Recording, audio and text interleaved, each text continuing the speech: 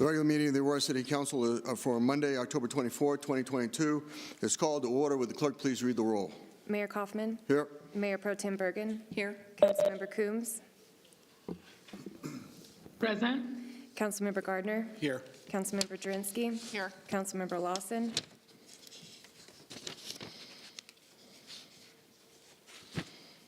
Councilmember Lawson. Councilmember Marcano. Present. Councilmember Medina. Here. Councilmember Murillo. Present. Councilmember Sundberg. Here. And Councilmember Zvonek. Here. There's a quorum. Announcement for the call-in line.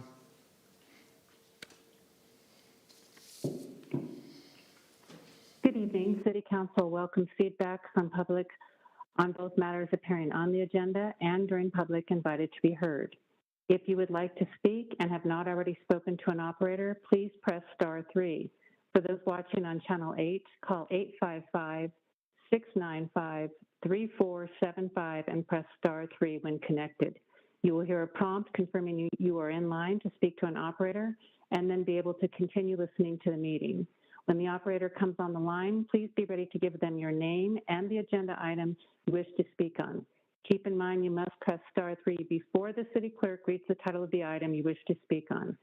Finally, as a reminder, council does not allow comments about any items on the agenda during public invited to be heard. Each speaker is allowed 3 minutes, and public invited to be heard is limited to 1 hour in total. El Consejo Municipal de la Ciudad de Aurora da la bienvenida a la opinión de sus habitantes y vecinos en asuntos comparecientes en la agenda y durante la invitación a la audiencia pública. Por favor, llame al teléfono 877-820-7831 y al conectarse ingrese el código 254610, seguido de la tecla de numeral. Por favor, espere su turno y cuando le toque tendrá un intérprete que traducirá su comentario al inglés. Cuando se conecte, la operadora tomará su nombre y asunto a presentar ante el Consejo y lo pondrá en espera. Los participantes tendrán que esperar hasta el anuncio de invitación a la audiencia pública o hasta que llegue el momento de que su tema específico sea discutido. La rapidez de la conexión dependerá del volumen de llamadas que tengamos, así que por favor sea paciente y permanezca en la línea. Si usted no está en la fila de llamadas en el momento de escuchar los comentarios públicos, se le colocará en la última invitación al comentario público. Finalmente, recuerde que el Consejo no permite comentarios en ninguno de los asuntos de la agenda durante la sección invitación al público para ser escuchado. Muchísimas gracias. Please join me in the invocation. O Lord, our God and our Father, we come to you and we ask that you would look upon this particular gathering tonight to keep us safe and guide us in our decisions. Bless our city with honorable citizens, industry, sound education, and good government. Unite our community together, even though we come from different backgrounds. We pray that there be justice and peace in our city. Give the City Council and citizens the wisdom, direction, and sensitivity to the business and proceedings before us tonight. Hear us, therefore, as we commit this meeting to the help of the community. Amen. Land acknowledgement. The City of Aurora acknowledges that we gather on the territories and ancestral homelands of the Cheyenne, Ute, Arapaho, and Lakota peoples, past and present. We also recognize the 48 contemporary tribal nations that are historically tied to the lands that made up the state of Colorado. Indigenous peoples have remained committed to the stewardship of this land over many centuries. As these words of acknowledgement are spoken and heard, the ties that these nations have to their traditional homelands and to their vital place in the ecosystem are renewed and reaffirmed, and we are called to be better stewards of the land we inhabit as we continue to work to meet the needs of our entire community. Please join me in the Pledge of Allegiance. I pledge allegiance to the flag of the United States of America and to the republic for which it stands, one nation, under God, indivisible, and liberty and justice for all.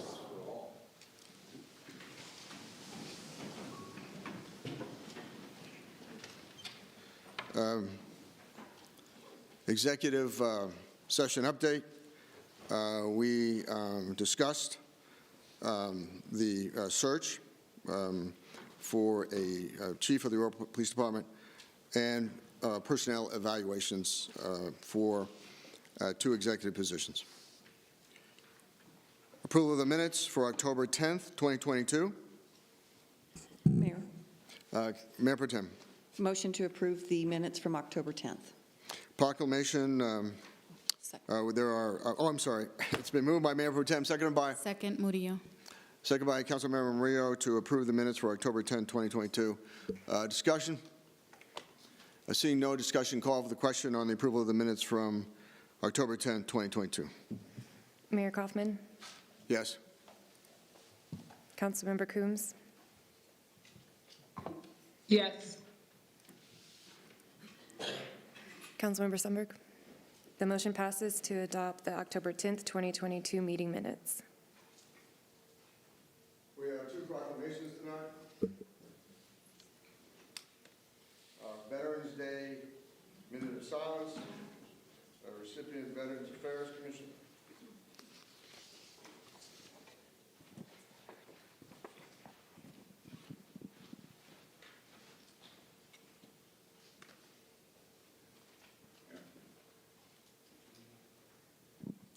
Whereas on June 4th, 1926, Congress, by joint resolution, approved that the President issue a proclamation calling on the people of the United States to observe November 11th as a day of remembrance, honoring those who served the nation during World War I, and whereas on May 13th, 1938, Congress, by a joint act, designated November 11th as Armistice Day, a day dedicated to world peace, and whereas on May 26th, 1954, the President, at the behest of Congress, changed the name of the day to Veterans Day to honor all those who have served in uniform, protecting our nation, preserving our freedoms, and upholding our democracy. And whereas every year on this day at 11 a.m. across our nation, we observe a minute of silence to remember all the sacrifices of our veterans and their families, and whereas the City of Aurora, in keeping with tradition for the observance of Veterans Day, call upon all its residents to observe a minute of silence remembrance on Friday, November 11th, 2022, at 11 a.m.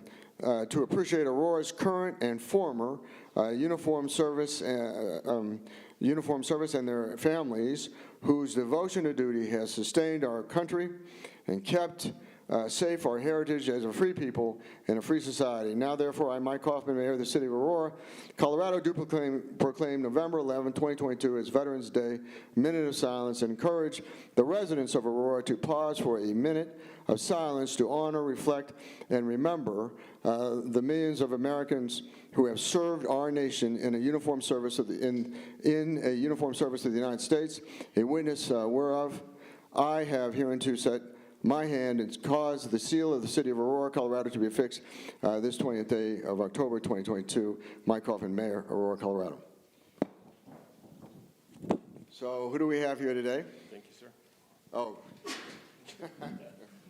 My name is Ralph Charlap. I'm the chairperson of the Aurora Veterans Affairs Commission. The commission is one of a kind in the state of Colorado. It's the only commission that serves a city council, and I want to thank the council for doing the proclamation for us. On the 3rd of November, the city is going to have a salute to veterans at the Hyatt Regency across from Fitzsimmons, sorry. Those of you who are veterans and family members, please come, because a simple thank you is not enough for the sacrifice that you have made in service of your country and your family, and we'd like to do that on behalf of the city. The event is sponsored by the Parks and Open Spaces Department, and so we'd love to have you there between 9 and 1. Thank you, sir. Thank you. Thank you very much.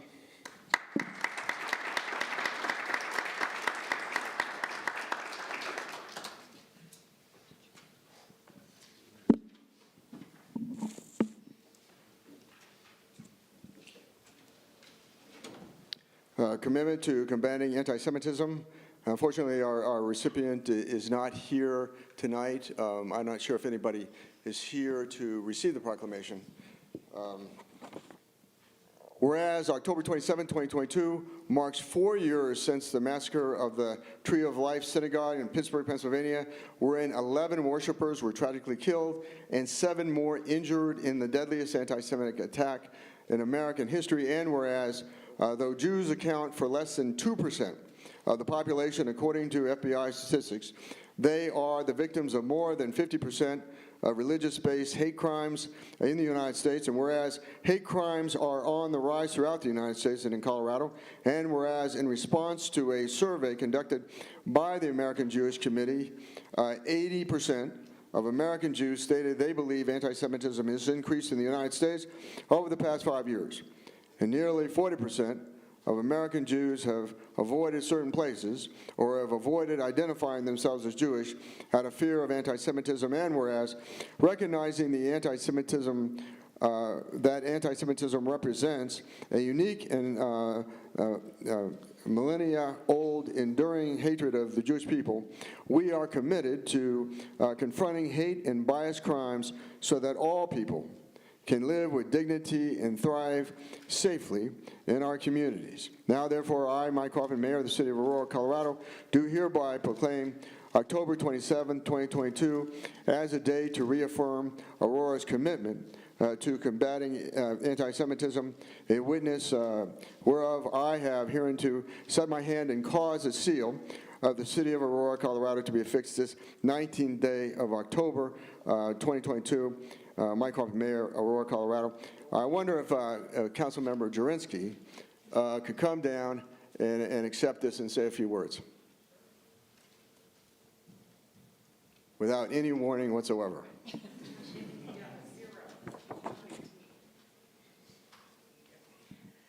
Okay, well, this is totally putting me on the spot, but I am proudly the only Jewish member of this city council, and it is my honor to accept this. I mean, we are seeing breakouts of anti-Semitism nationally, a lot going on college campuses right now, and I absolutely am committed to fighting back against anti-Semitism and equality for all in this city. Thank you.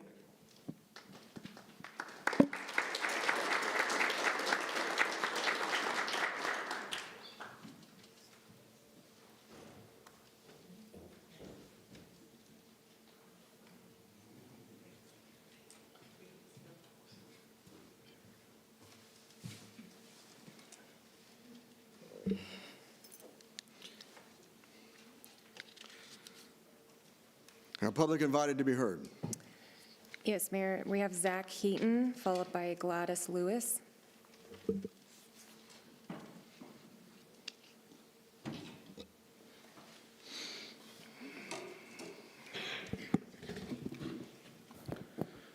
Good evening, City Council.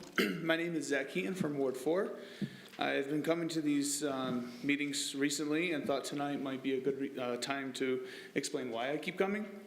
About 2 years ago, I was watching the joke that was made of our presidential election by both parties. I want to make sure I'm being impartial. And it was the first time in my life as an American that I really questioned whether my vote matters. I struggled with it for a while, and after a fair amount of reflection, I came to an epiphany that voting lasts 1 day a year, and I have my voice for the other 364. The challenge is that my voice won't be heard in Washington, 2,000 miles away, but it can be heard here 2 miles from my house. I won't pretend that I didn't come to the first meeting without some preconceived notions. I, like many in the community, held and maybe still hold extreme apathy towards the government. After the last 4 city council meetings, though, I have been surprised and my position has slightly changed. During the recess and after the last meeting, I was approached by a few on this council, and I learned exactly how hard some of you are fighting for Aurora. Since the last meeting, I learned about Access Aurora, which is able to fill a 2-year-old pothole in my neighborhood. I saw a great presentation about plans to improve traffic patterns, and I read that tonight we're at least addressing homelessness in some reasonable fashion. There is so much good going on here in our backyard, but it goes unnoticed because the media will only cover whatever Washington is failing to accomplish today. It is in huge part Washington creating the apathy that is becoming your added hardship. We can fight that apathy here in Aurora, and it starts with how we operate. A prime example of this is the land annexation process at the last meeting. It was awesome to hear Manager of Development Assistance Jacob Cox explain that for the city to annex a parcel of land, that they need only to follow a set process created by the state government. This process, as he read it, can be boiled down to the city needs to announce it 3 times and give it a chance for the public to speak. In the spirit of Halloween, you could compare that process to a deal made with Beetlejuice, where you just say his name 3 times, and well, hopefully that parable explains itself. I'll run out of time tonight, so I'll get to the point of what I'm asking. I'm asking for us to analyze the purpose of being here every other Monday. Are we here to spew a bunch of legal language that few can understand, or are we here to inspire the public to take positive action and build an amazing city? It all starts at the top with how accessible we make these meetings. As always, I'm happy to exchange ideas outside of my 3 minutes. I want to thank you for your time. I don't think we have a next meeting on Halloween, so I'll see you on the 14th. Take care, guys. Next, we have Gladys, followed by Carmen, Ernesto, and then Dawn.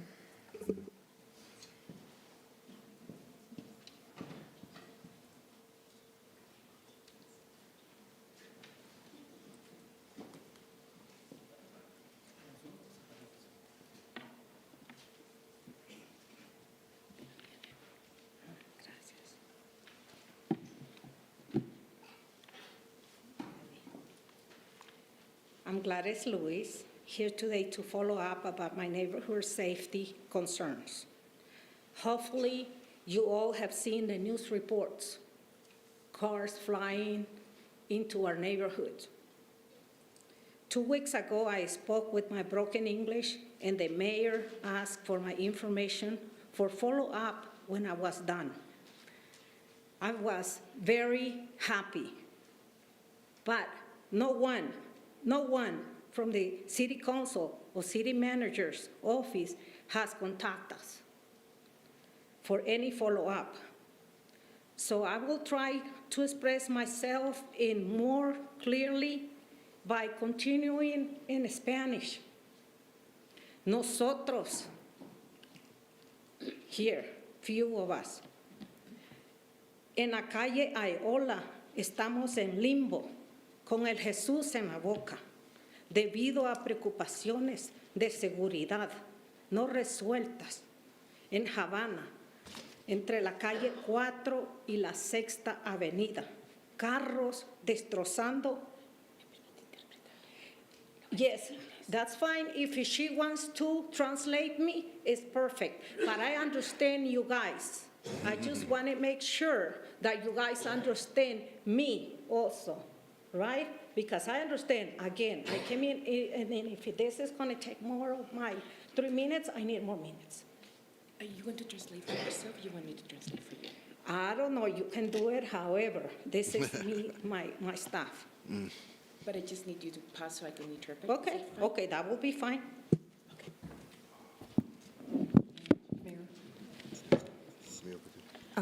She will have, you'll have 6 minutes total because of the translation. Okay, so let's go ahead and recount, please. Thank you. Okay, appreciate it.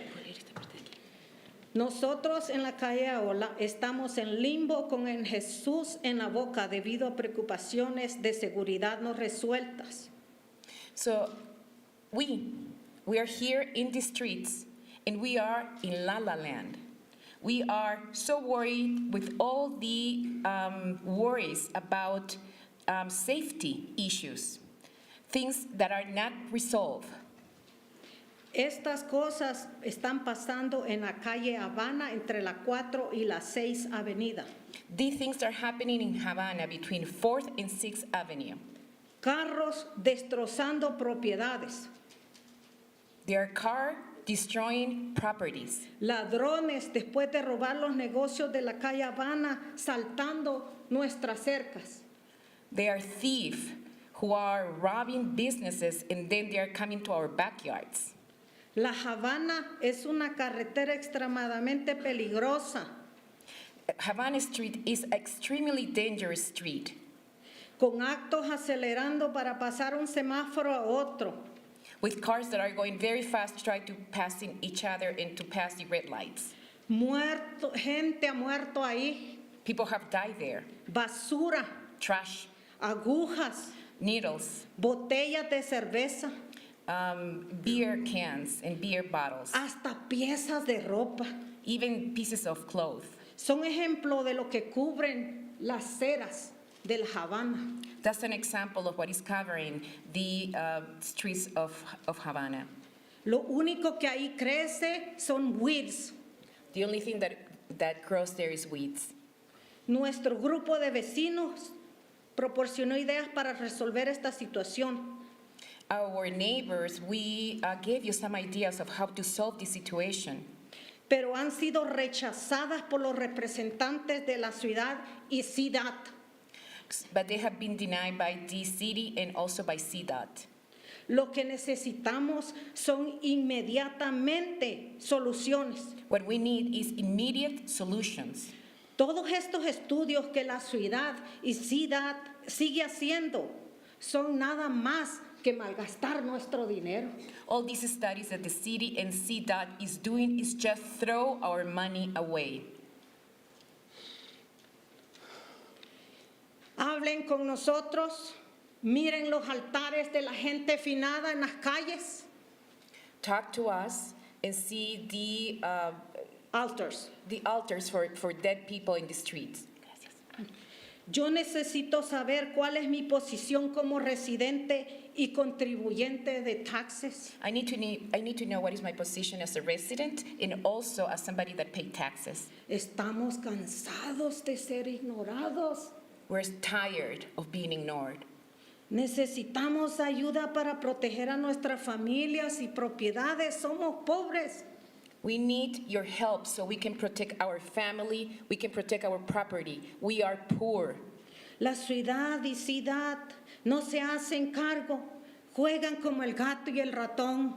Nobody is being responsible. The city is not responsible. CDOT is not responsible. They're playing like cat and the mouse. Nosotros los residentes de Aola estamos expresando nuestra agonía, viviendo con el Jesús en la boca. We residents are here to express our agony. We're just very worried. We're living with Jesus in our mouth. We have a saying in Spanish that, ay Jesús, when we're scared. That's what I mean. Por favor, ayúdennos antes que uno de nosotros sea muerto. Please help us before one of us is dead. Y La Habana termine siendo conocida como el highway de la muerte. And Havana is going to end being known as the highway of death. Whose district is it? Whose ward is it? Okay, Ruben.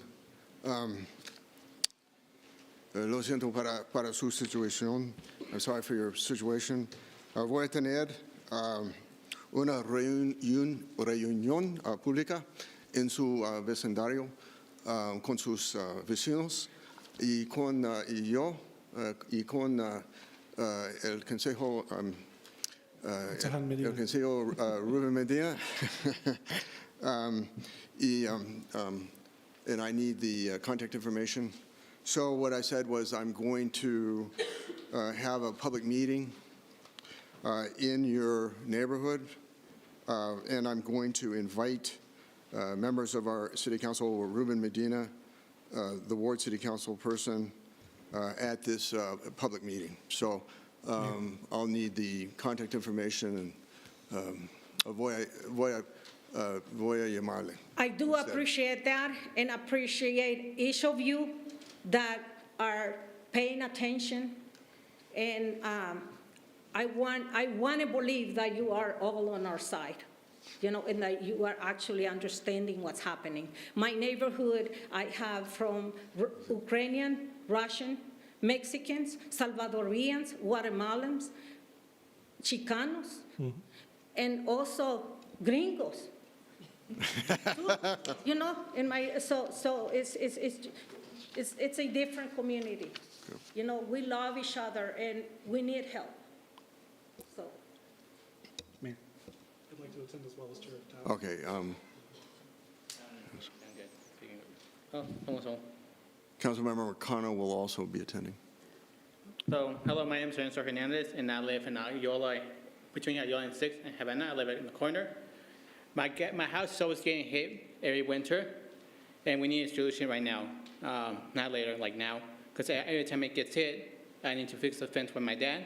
We're raising our ass there for a car to come. We always need to watch that, make sure no one gets hit.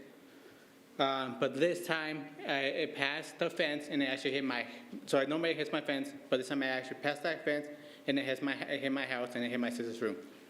Thank God nothing happened because she was in there and she didn't, nothing happened to her. Yes, I was fucking pissed off because the fucking assholes fucking left cowards. So imagine if that was your family in there, how would you feel?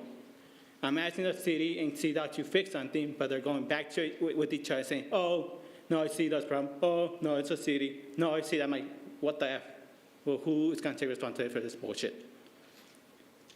So how about they start playing around and act like adults and be, hey, you know what? We're going to find a solution for this crap.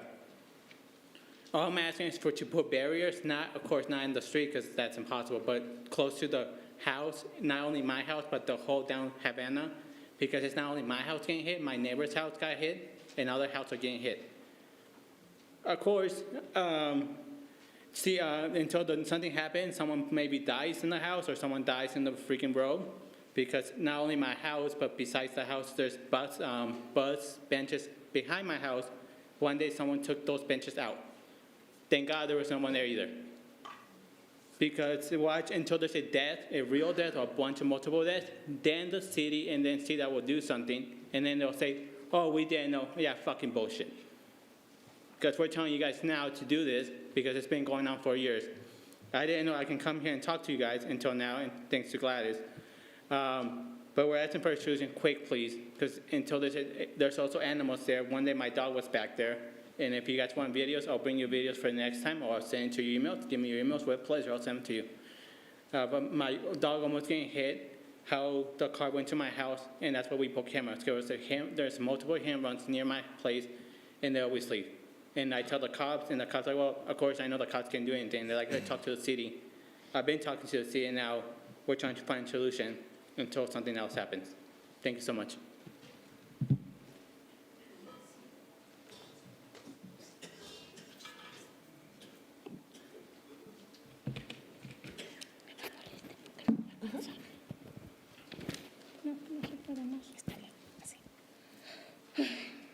Hola, buenas tardes. Soy Carmen Rodríguez. Les pido de favor que nos escuchen, que no nos ignoren. Esto es cosa seria.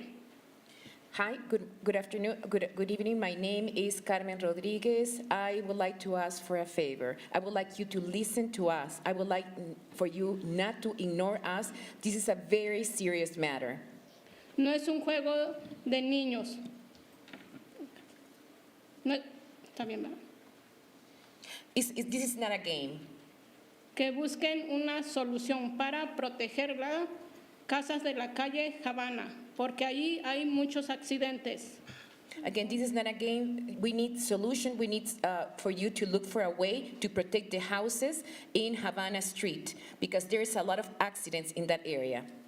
Y ahí viven familias y animalitos, porque el último carro se estampó en el cuarto de mi hija. There is a lot of families, a lot of pets living in that area. The last, it was a car that just crashed into my daughter's bedroom. Por eso no esperen algo peor, como la muerte de una persona. So please don't wait for something worse like the death of somebody. O un animalito atropellado. Queremos una solución o no una muerte. And even a run over pet. So we want solution, we don't want death. Thank you. Gracias. Thank you.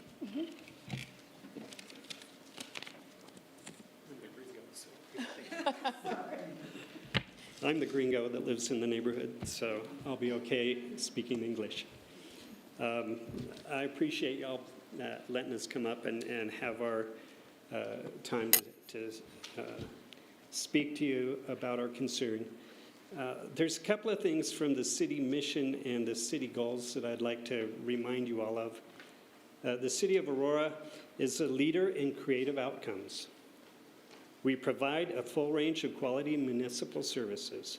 We invite active citizen participation in our government. And this one is most important. We will implement the city's vision. With our city goals, we assure a safe community for people. We serve as leaders and partner with other governments and jurisdictions. We ensure excellent infrastructures that are well-maintained and operated. And we want to create a superior quality of life for residents, making the city a desirable place to live and visit. In 2003, the City Council initiated a study of Havana Street, and in 2004 published the Havana Street design. This design has safety improvements for Havana Street. In 2004, the Fanfare property was rezoned for high-density mixed-use development. That property is immediately across Havana from our properties. That development is currently underway. The developer has paid into city escrow money for safety improvements, a signal light at Fourth Way. In 2009, the city comprehensive plan states there are no street medians and attached sidewalks combined with a posted speed limit of 40 miles an hour place pedestrians dangerously close to traffic. Crossing the highway is difficult and walking along it is often unpleasant. This is especially true for the elderly who wish to patronize the supermarkets and other service businesses. In 2010, the Havana Urban Renewal Authority plan has the same concerns about safety in the area. In 2020, the City Council spent $250,000 on the Havana Street study. That study has been completed, but no recommendations have been brought forth. The information from the current conditions portion of that study could have been copied out of the 2004 Havana Street study. What we are asking is for the city to not spend hundreds of thousands of dollars studying and planning and start spending on implementation of those plans. Thank you. Okay, next we have Tanya Tabachek, followed by Alejandra Carrera.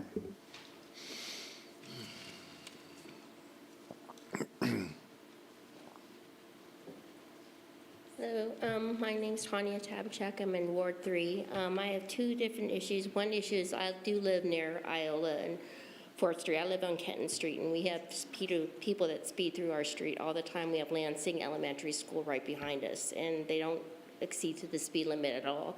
I did submit a traffic calming report to get some bumps. Hopefully that'll happen soon.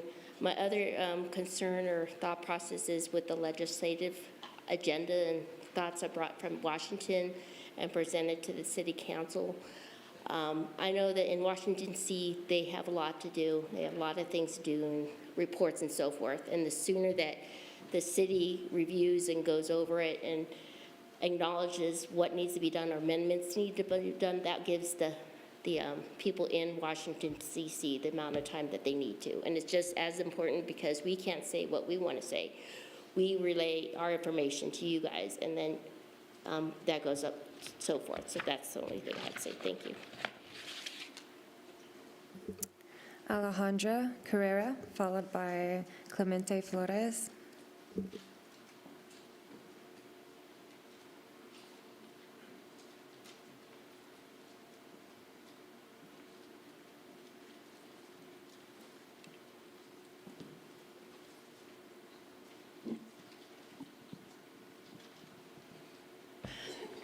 Buenas tardes.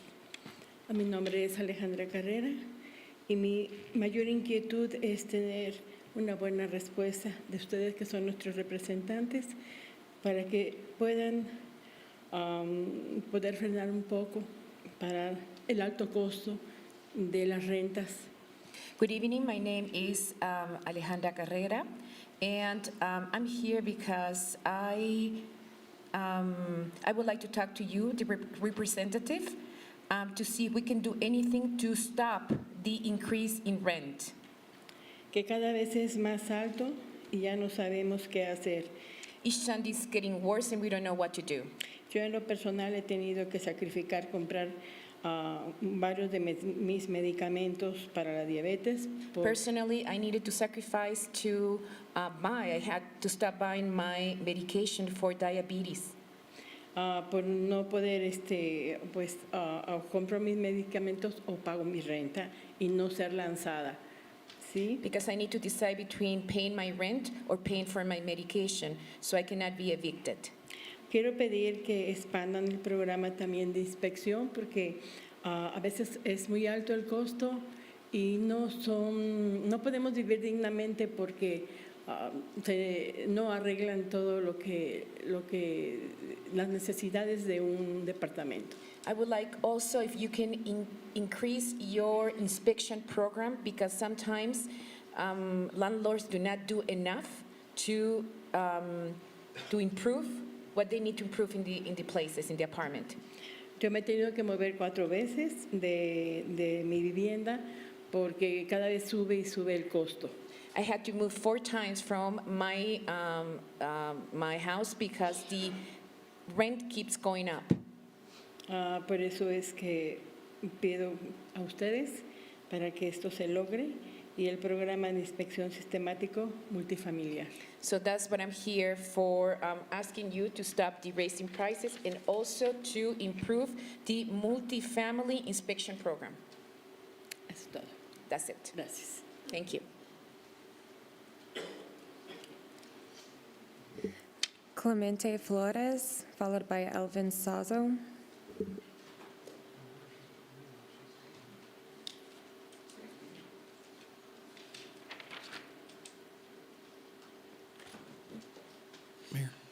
Mayor, can I get Alejandra's contact information, please?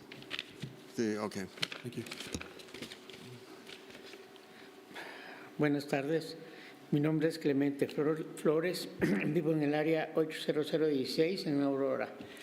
Good evening. My name is Clemente Flores. I live in the zip code 80016 in Aurora. Con Unidos para una Nueva Economía. Mi representante es Allison. So I am with Unidos, United for a Better Economy. My representative is Allison. Okay. Siento que los altos costos de la renta nos están causando serios problemas. I feel that the very high rent is causing us very serious problems. Nos afecta cada año porque suben el pago de la renta. Y si cambiamos de departamento, nos piden hasta a veces 2 meses de depósito. It affects us because every year the rent goes up, and then when we move to a new apartment, they ask for 2 months of a deposit. En depósito para mascotas. And an extra deposit for pets. Además de que mi ingreso es bajo y apenas me alcanza para comprar mi medicina diaria que ocupo. I have very low income and I have enough money to buy my daily medicines. Es necesario que expandan el programa de inspección sistemático multifamiliar. You need to increase the multifamily systematic inspection program. Gracias. Thank you. Elvin, followed by... Mayor, sorry, Katie. That's okay. Mayor, can I Councilmember get Coombs? the information of Clemente? Very well, yes, please. Yes. Clerk will forward it to you. Elvin Suazo.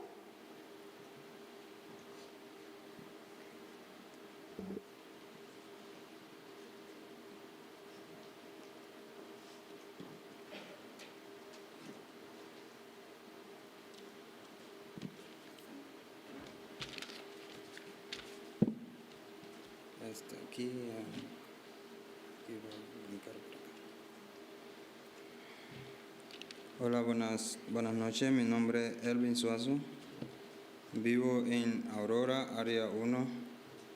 Pertenezco a una organización sin fines de lucro que se llama Unidos por una Nueva Economía. So, good evening. My name is Elvin Suazo, and I live in Aurora, District 1. I belong to this organization, a non-for-profit organization, and my representative is, I am part of United for a Better Economy. Me representa Cristo Murillo. Y mi representante es Cristal Murillo. My representative is Cristal Murillo. Mis quejas es que vivo en Clinton Place y llevo como 10 meses y estoy alquilando un apartamento de una recámara. My complaint is that I live in Clinton Place. I've been living there for 10 months. I am renting a one-bedroom apartment. Y la verdad es que la renta está muy alto, los precios, y un pésimo mantenimiento. Y si uno solicita algún servicio, a veces ni llegan a solucionar. The truth is that the rent is very high, and then the maintenance is horrible. And if you would like to, if you ask for any kind of service, they don't even come to get any solution to it. Muchos defectos en los apartamentos llenos de cucarachas, y ojalá por medio de organizaciones podamos alzar la voz para que haya soluciones.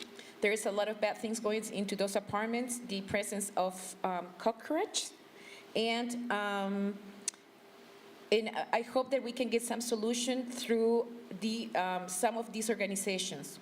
Y queremos también que expandan el programa de inspección sistemático multifamiliar.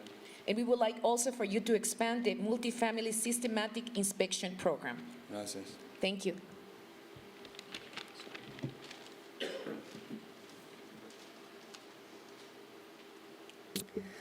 Cati Mauricio, followed by Rosemary Santos. Cati Mauricio.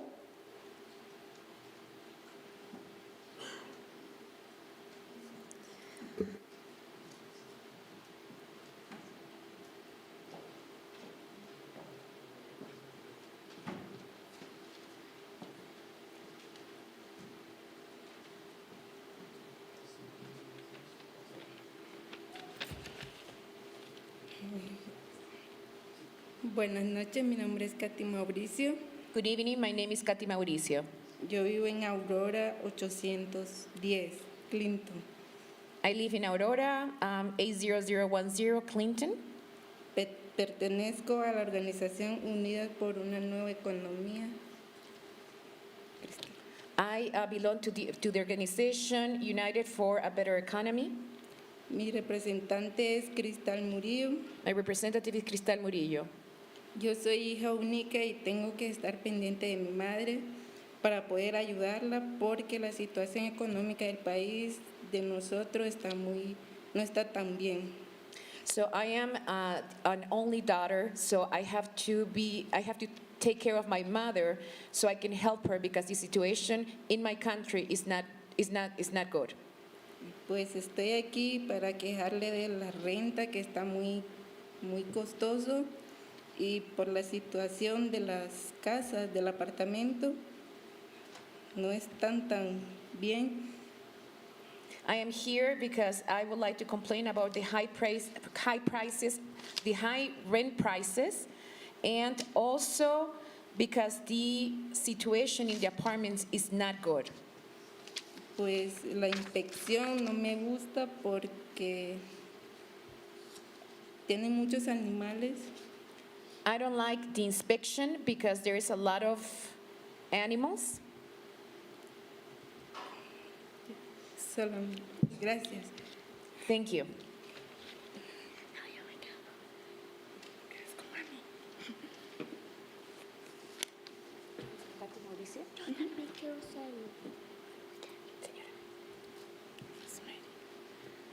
Hola, buenas tardes. Mi nombre es Rosemary Santos. Vivo en el área 1 de Aurora.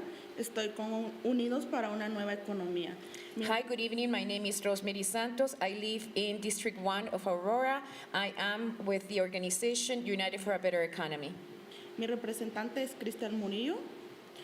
Soy mamá de 3 hijos y siento que los altos costos de la renta es demasiado.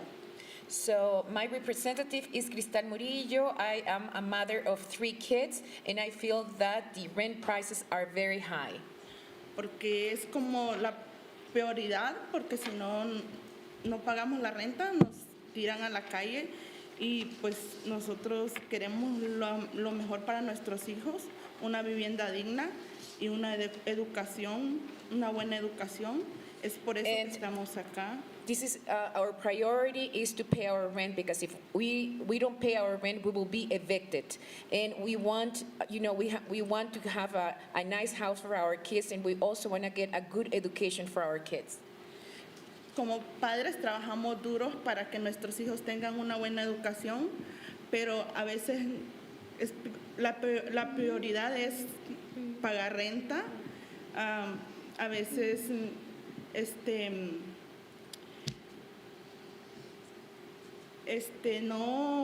no llevamos a nuestros hijos como a una cita médica porque ellos no aplican para una aseguranza porque no son nacidos acá y pues es como más importante pagar la renta. So we work very hard so our kids can get a good education, but again, our priority is to pay the rent. Sometimes we cannot even take our kids to medical appointments because they don't have any insurance because they were not born here. Pedimos que se expanda el programa sistemático de inspección multifamiliar para nuestras viviendas, las casas, porque es muy malo las condiciones. We are asking you to please improve, to extend the multifamily systematic inspection program because the condition of the homes are pretty bad. Y si nosotros trabajamos duros para pagar, es para tener unas condiciones mejores. And if we're working hard to pay for the rent, is to have a better living conditions. Les pedimos por favor que nos ayuden. We ask you to please help us. Thank you.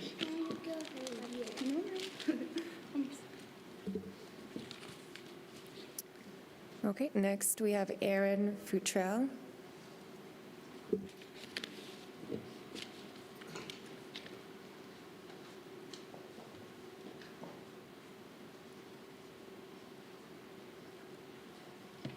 Good evening, Mayor and Honorable Council members.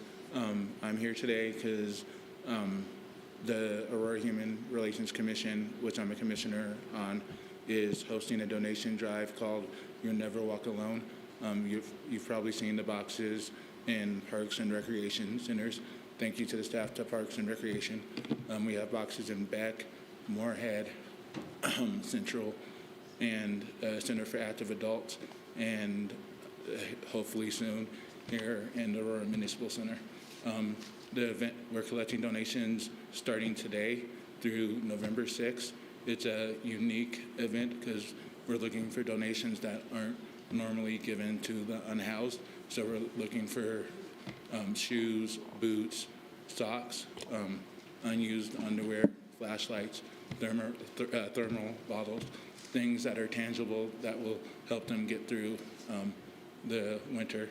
And then the event will be held November, so we're collecting donations the 24th through the 6th, and then the event will be November 12th at Aurora City Park, where where the items will be distributed from 12 p.m. to 2 p.m. So I just wanted to make you guys aware of the event, and thank you for this time.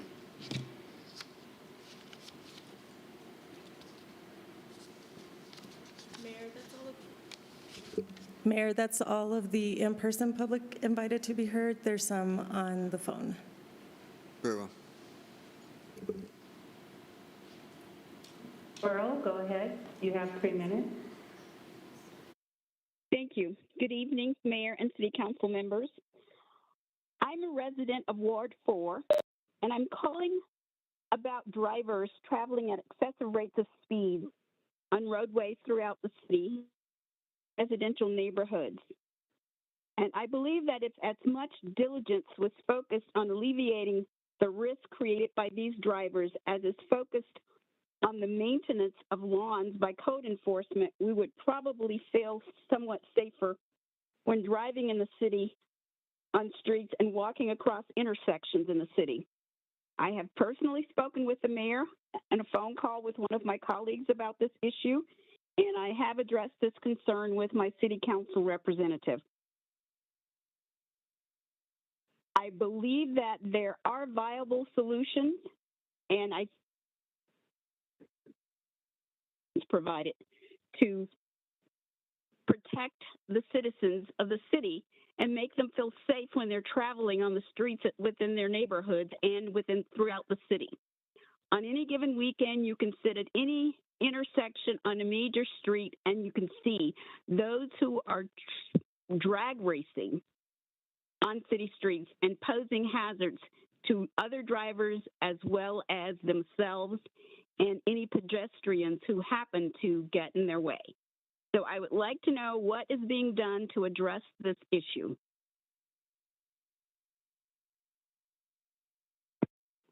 Thank you. Last individual. Are there any council members who wish to respond to any of the points raised? Councilmember Connor. Mayor, thank you. I would just like the previous caller's contact information. It was difficult to hear everything that she said due to the sound system from the dais. So I just want to make sure I follow up with her. She's mentioned that she's talked to me. I just want to make sure that we have connected. Very well. Mayor, Councilmember Sundberg. I was wondering if I could direct a question to DCM Bachelor. Very well. On the status of the speed radar vans that we have ordered, sir? We've been in contact with the pilot vendor, and we are working through that process. I'll get council an update. We expect sometime next year. I don't know the exact date, but we'll get you all an update in terms of the rollout of that. Further responses? I have, Please Mayor proceed, yes. and audience, I wanted to let you all, and council, I'd let you know, our projectors are having a hard time with the heat in the room, so we're going to have to turn some of the lights off in the chamber. It should not affect the recording or the viewing audience at home, but I didn't want anybody to be startled when we turn those down. Thank you. How will I tell if any of the members are asleep? Very well. Adoption of the agenda. Motion is in order. I can't see now. Adoption of the agenda. I can't see my paper. Mayor, Yeah. move to Councilmember adopt the O'Connor. agenda. It's been moved by Councilmember O'Connor, seconded by Councilmember Jurenski on the adoption of the agenda. Discussion. Seeing no discussion, call for the question on the adoption of the agenda. Mayor Kaufman? Mayor Kaufman? Yes.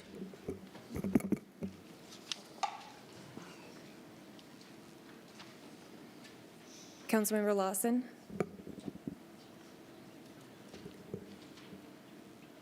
Yes.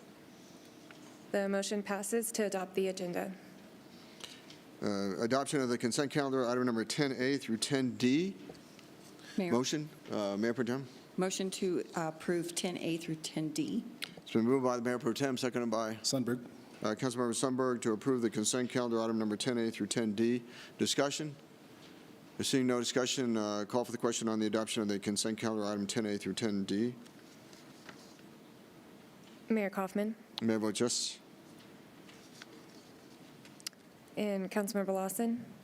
Yes. The motion passes to adopt the consent calendar. Clerk, now please read the title to item number 11A. Item 11A is Resolution 2022-191, a resolution of the City Council of the City of Aurora, Colorado, approving the 2023 employee pay table and classifications. Brief presentation by staff. Okay. Good evening, Mayor, Mayor Pro Tem, council members. Ryan Lance, Director of Human Resources. So annually, in collaboration with the annual budget process, Human Resources prepares an updated employee pay table and submits the table with a resolution for council's approval. As part of the 2023 budgetary process and to sustain the compensation classification structure for the City of Aurora. Included in your packet is the proposed classification. This does include career service, civil service, department directors, appointees, part-time, variable hour, and seasonal positions. The resolution will approve the 2023 pay table and classifications for the employees of the City of Aurora. I'm available if you have any questions. Questions of staff? Mayor? Councilmember Sundberg. I was just curious who gathers that data for the table of standard pay or average pay. Is it a service that we subscribe to, or do you guys do the research? We do have a compensation division within Human Resources, and that's the team that does the research for that. And we do use a variety of different sources to gather that data in collaboration with the department directors. Further questions of staff? Mayor? Councilmember Coombs. Thank you. So Ryan, I'm just wondering, I know that we'd had some earlier discussions before the budget about kind of the folks that are in lower wage positions. I know we couldn't just turn around and raise all of those people up immediately. But can you talk a little bit more about the efforts that are underway from different departments to, as well as HR, to look at some of the pay rates for some of those lower wage employees, a lot of whom are the seasonal and variable hour employees in Parks and Recreation? Yes, Councilmember Coombs. There's actually two items that I think are really addressing those issues. One of them is the recent pay increases to employees that was applied to not only full-time employees, but all statuses of our employees. And that did raise some of those employees up above the $15 an hour. The other initiative is the compensation team is in the process of finalizing a new pay table, a pay table that looks at market data specific to those seasonal and part-time positions, and that's going to be completed shortly. And that should resolve a lot of our issues, especially in this employment market right now.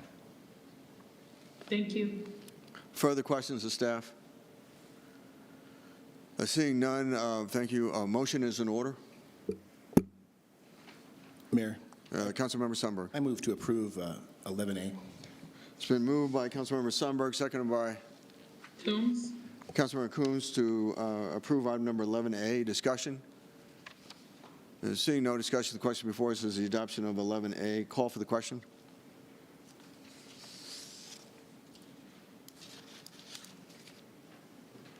Councilmember Lawson? Yes. The motion passes to approve Resolution 2022-191. Will the clerk now please read the title to item number 11B? Item 11B is Resolution 2022-192, a resolution of the City Council of the City of Aurora, Colorado, expressing the Aurora City Council support for additional funding for the Business Safety and Security Upgrade Grant Program using ARPA funds. Councilmember Gardner. Mayor, I don't have anything. This is an item that I previously introduced, Safety and Security Grant Program for businesses in Aurora, and I know staff has a presentation on some additional funding for that program. A brief presentation by staff. Good evening, Mayor and Council. My name is Kendall Kocha. I am the manager of the Office of Special Projects. Council unanimously supported putting a safety and security program together using the ARPA funds to assist Aurora businesses. As Council is aware, there was a strong response in the program by Aurora businesses, which required additional funding. At the October 3rd study session, Council approved increasing the amount of funding for the safety and security grant by $700,000. Council previously approved an increase of $1.5 million at the May 23rd council meeting, so now the resolution is being updated to reflect both the $1.5 million and the $700,000 approved increases. Questions of staff or the sponsor? Seeing none, a motion is in order for the adoption of item number 11B. Mayor, Councilmember Gardner. motion to approve item 11B. Moved by Councilmember Gardner, seconded by Bergen. Mayor Pro Tem Bergen to approve item number 11B. Discussion? Seeing no discussion, the question before us is the adoption of item number 11B. Call for the question.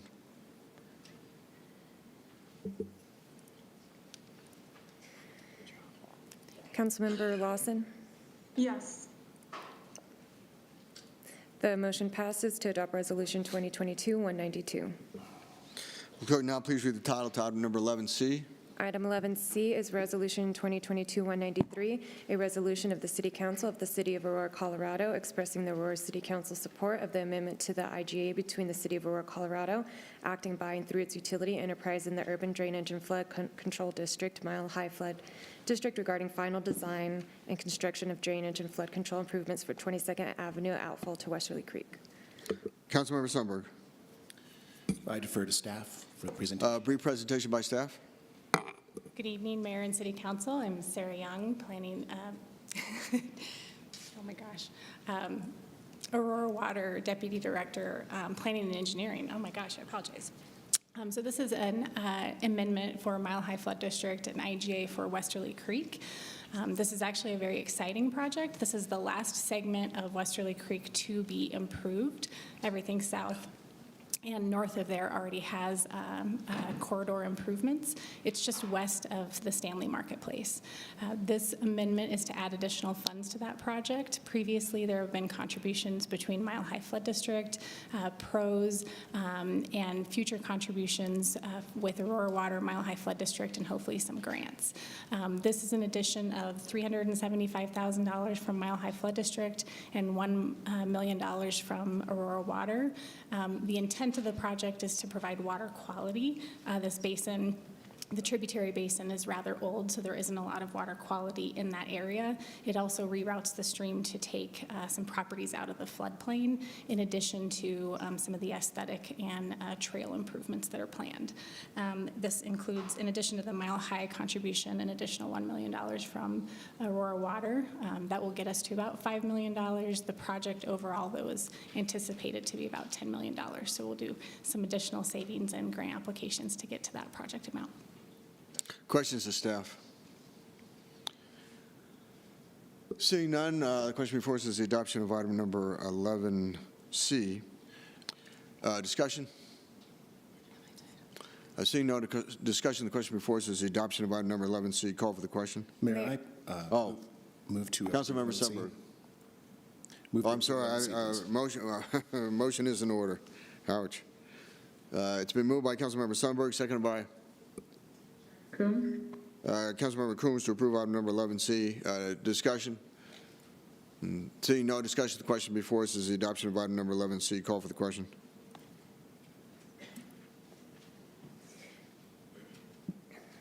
Councilmember Lawson? Yes. Councilmember Medina?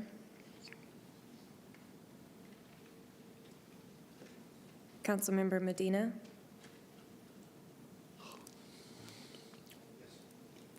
The motion passes to adopt Resolution 2022-193. Clerk, now please read the title to item number 11D. Item 11D is Resolution 2022-194, a resolution of the City Council of the City of Aurora, Colorado, adopting a policy on the use of moral obligation pledges by the city. Brief presentation by staff. Good evening, Mayor and City Council. I'm Teresa Sedmak, City Treasurer. I'm here to present the resolution related to proposed modifications to the city's moral obligations policy. The city adopted this policy in 2011, and it has not been modified since that time. A moral obligation is a non-binding commitment to provide financial support to a project.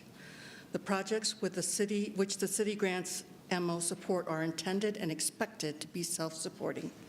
According to the policy, projects which are unable to evidence that they are viable will not be supported by an MO. MOs are typically used for projects that are considered important to achieving city goals and which would otherwise not occur or which would be much more expensive to finance. The policy states that there should be a shared balance of risk and reward to any of the projects covered by an MO.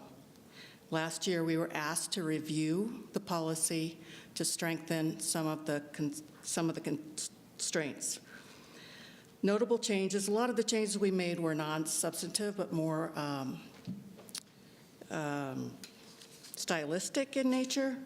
But some of the changes that we did make were that we included the change in the wording from moral obligation pledge to moral obligation support, because pledge assumes, or it implies a pledge of collateral or a binding financial obligation, neither of which is a true in MO support. The definition and summary of a moral obligation is now included in the policy and not as an attachment.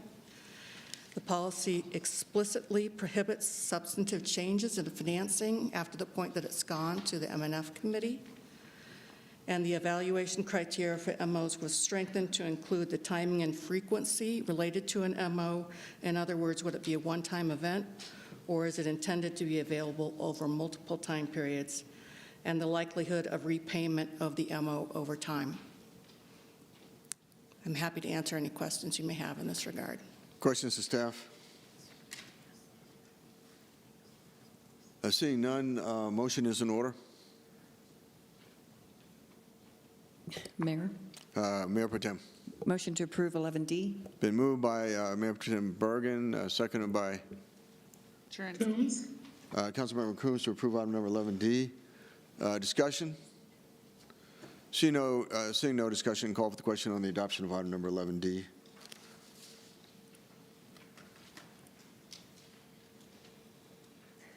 The motion passes to adopt Resolution 2022-194. Thank you. Will the clerk now please read the title to item number 11E? 11E is Resolution 2022-195, a resolution from the City Council of the City of Aurora, Colorado, expressing the Aurora City Council's desire to reduce the number of people experiencing homelessness through employment-based programming and conditions-based transitional housing that leads to self-sufficiency. The City Council directs the City Manager and his staff to support this effort by developing and executing a comprehensive approach that aligns with the necessary support to meet the needs of the diverse homeless population in Aurora. Mayor, this is your resolution. Do you want to do a presentation? Yes, Mayor Pro Tem. Since becoming mayor, I've visited many programs that serve the needs of those experiencing homelessness who are either staying in a shelter or living in encampments. I believe that the best course of action going forward is to follow the Work First approach that has been successfully implemented by the Colorado Springs Rescue Mission that focuses on providing a navigation plan for those who want to change their circumstances, address their physical and mental challenges, and to become self-sufficient through job training and eventually through employment. However, I fully understand that a singular approach will not meet the needs of everyone, such as those suffering from acute mental illness, and that other paths must also be recognized as viable. But the dominant direction for the City of Aurora will be to focus on getting those experiencing homelessness the care that they need that will enable them to become employed so that they can obtain stable housing while recognizing the need to make more workforce attainable housing available. This approach is compassionate to those experiencing homelessness and fair to the taxpayers of our city. What is a Navigation Center? Navigation Center is an outcome-based shelter for individuals experiencing homelessness, different from a traditional one-night stay shelter. A Navigation Center is a limited stay program designed to alleviate the pressures of living on the street, to support an intense focus of looking for work and/or housing. In addition to dormitories, navigation centers come complete with on-site administration, intake offices, and meeting rooms for operators and residents, dining and community space, bathrooms, showers, and storage. Unlike a shelter, a navigation center does not require individuals to exit the facility each morning only to return that evening to have a bed. Navigation centers allow clients to stay at the facility 24 hours a day, 7 days a week, as long as they are showing progress toward their housing goals and working with a case manager. Additionally, a navigation center also lessens the barriers to admittance, allowing clients to bring their partners, pets, and most of their possessions with them. And so if we think about the Colorado Springs Rescue Mission, which has really evolved from the Haven for Hope in San Antonio, it is, has essentially three primary elements to it. The first is the intake part, with people who may or may not take part in services beyond simply a shelter and food and sanitation and showers. Then there's the second tier, where people are participating in services and involved in case management. They're in addiction recovery, or they're in job training, or they're receiving mental health or physical health treatments. And then the third phase, which is the transitional, that are people that are working but not yet ready to be out on their own. And so for families, the difference between Colorado Springs and its predecessor, San Antonio Haven for Hope, is that families are dealt with by a partner nonprofit in another facility, and not on this particular campus. The governor has spoken about the need for two campuses, one on the west side of the Denver metropolitan area and one on the east side of the Denver metropolitan area. So the catchment area would be beyond that of the city of Aurora. The ARPA funds, American Recovery Plan Act funds, will be used for the construction of this facility by the city of Aurora. We have also solicited successfully, I believe, Arapahoe County. We are currently soliciting Adams County, and I believe they will be forthcoming, and the state will be a big participant in the construction of this. In terms of the operational cost, we certainly could use, there are grant monies and community development block grant monies that can be used, but explicitly there will, I believe, Mayor Pro Tem will be offering an amendment that will say no general fund dollars will be used for the operation of this program. What we are looking at in the same vein that the rescue, Colorado Springs Rescue Mission raises, essentially has a mix of funding, but probably the bulk of it is raised from individuals and foundations, in addition to government grants. And so with that, I know that I've put the offer out to work with any member of the council who wishes to work on language, and the Mayor Pro Tem has contacted me, as well as Councilmember McConnell. And with that, I'd certainly be happy to answer any questions on item number 11E. Mayor Pro Tem. So, Mayor, I do have, I would like to move a friendly amendment to your resolution. Mayor Pro Tem, I'm sorry, before that, we do have one individual who would like to speak. Oh, they so signed sorry. up. Tanya Tabachek.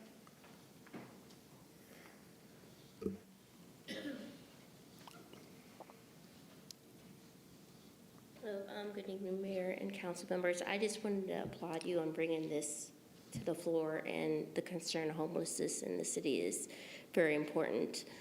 And this is one step going somewhere to become better enthused with the homelessness and how we care about them and so forth. So I just want to say thank you for this.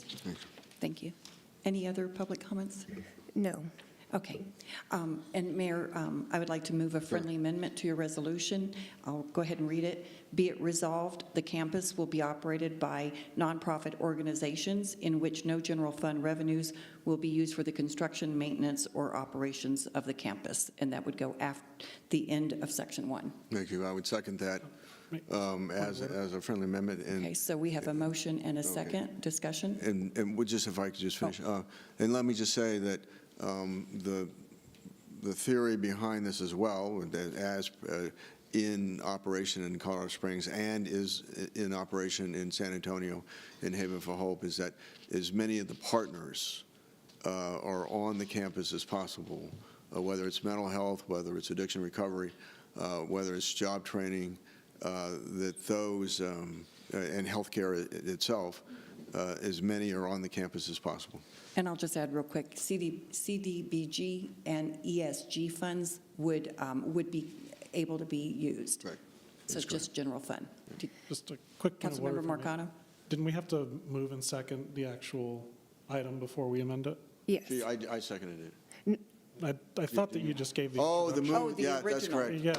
Oh, okay, do we have a motion? I move. Do you move it? Second. I move item number 11E. Okay, and we have Councilmember Zvonik seconding that. And now we are back to the amendment, Right. which we have a motion and a second discussion.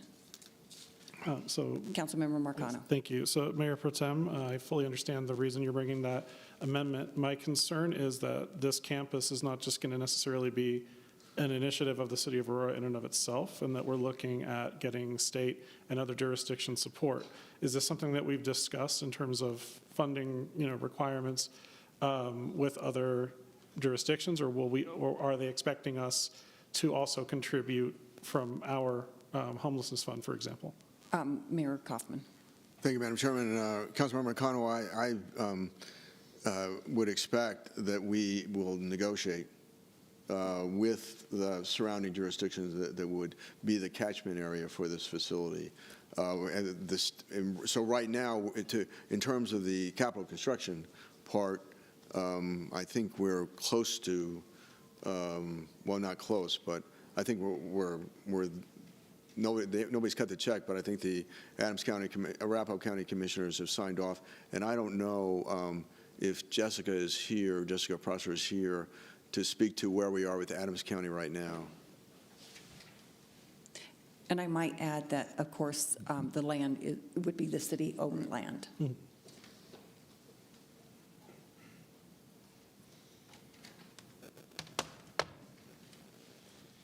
Good evening, Mayor and Council. Jessica Prosser, Director of Housing and Community Services. So the grant monies that are being referenced that will be coming out from the state do require a 50% match at this point. The final version of that notice of funding is not out yet, but those are some of the preliminary things we're seeing. So in reference to Adams County, the ask has been made. It went to study session with the Board of County Commissioners last Tuesday. There was discussion on a whole host of ARPA-funded projects. I think they wanted to have more discussion, and they delayed that item to the next study session. So I am in constant communication with staff there, and so I expect it to move forward in the next few weeks. Okay. Further discussion? Yes. Councilmember Marcano. Thank you. So my concern is that would then be precluding us from making some kind of contribution. Well, if there's going to be a required match. So while I am with you in the intent, I just am concerned about baking that into the language of this resolution because it might send the wrong signal. Yeah, and I think we could have good communication with our partners to clarify that we're talking about general fund dollars, because again, we can use CDBG, we can use ESG, but we can also use marijuana monies. Madam Chairman, marijuana, I think, is not marijuana considered general fund, marijuana tax revenues? It goes into the general fund, right? So I assume that would be general fund revenue. Oh, really? Yeah. Mayor, no, those are, marijuana funds are in the general fund. They're not, they are not, they would be considered general fund dollars. They are considered, I'm sorry, they are considered general fund dollars? Yes, Okay. marijuana funds Very are well. considered general fund But I think there are a number of, again, I think Mayor Pro Tem mentioned CDBG dollars, ESG dollars, obviously ARPA dollars on the capital construction side. But I think, we're clearly going to have to go forward with some negotiation with all of our partners on this. But there is an expectation that at the end of the day, that the burden, the burden at the end of the day is going to be on the operator, as it is in Colorado Springs, to raise the money. Government can certainly help, and it ought to be.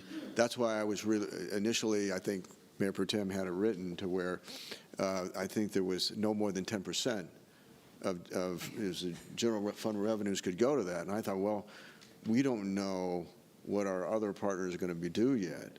So why put anything out there until, I mean, we could always come back to the council and say, you know, there's an equitable situation where everybody's willing to pitch in the catchment area, but we're not there.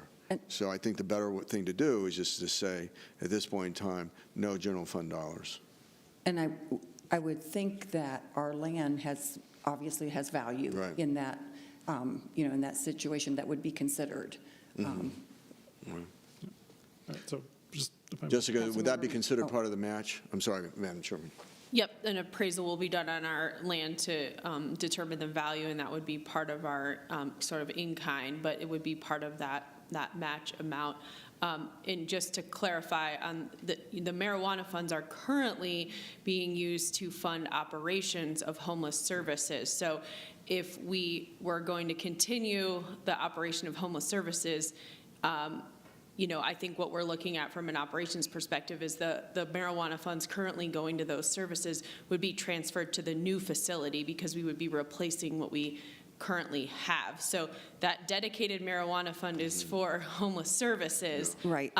And so. But we're actually trying to reduce the reliance on city general fund monies. So even though that is the current situation, we're doing it right now all alone.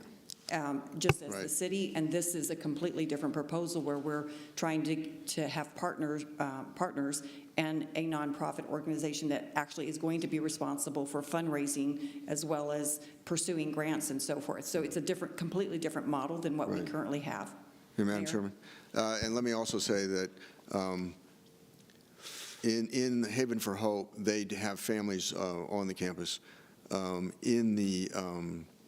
Again, the Colorado Springs model that derives from the Haven for Hope, they chose to have families outside the campus run by a partner nonprofit. I prefer that model. And so right now, through Comitas, Mile High Behavioral Health as a contractor, we address family issues. And so we may need those dedicated dollars to go to, to help us with programs outside of this particular facility. And so I think it's better to leave them out of the equation. And then again, I think we need to see what our partners from other jurisdictions are going to do in terms of what are their contributions going to be and what is the state ongoing contributions going to be. But I think that it would be wrong to stick the taxpayers of Aurora with an ongoing burden of operating a facility whose catchment area will be beyond the city limits. Further discussion, Councilmember Marcano. So thank you for that. And as I said, I agree with the intent here. So as long as we're open to revisiting this if we need to, I'm fine with it. Okay. And I'm open to revisiting it. Further discussion on the amendment? Okay, with no further discussion, call for the question on the amendment.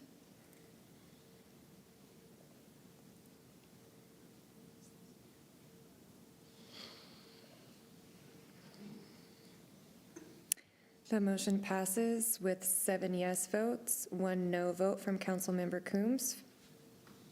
Okay, and now further discussion on the original resolution. Councilmember Marcano. Thank you.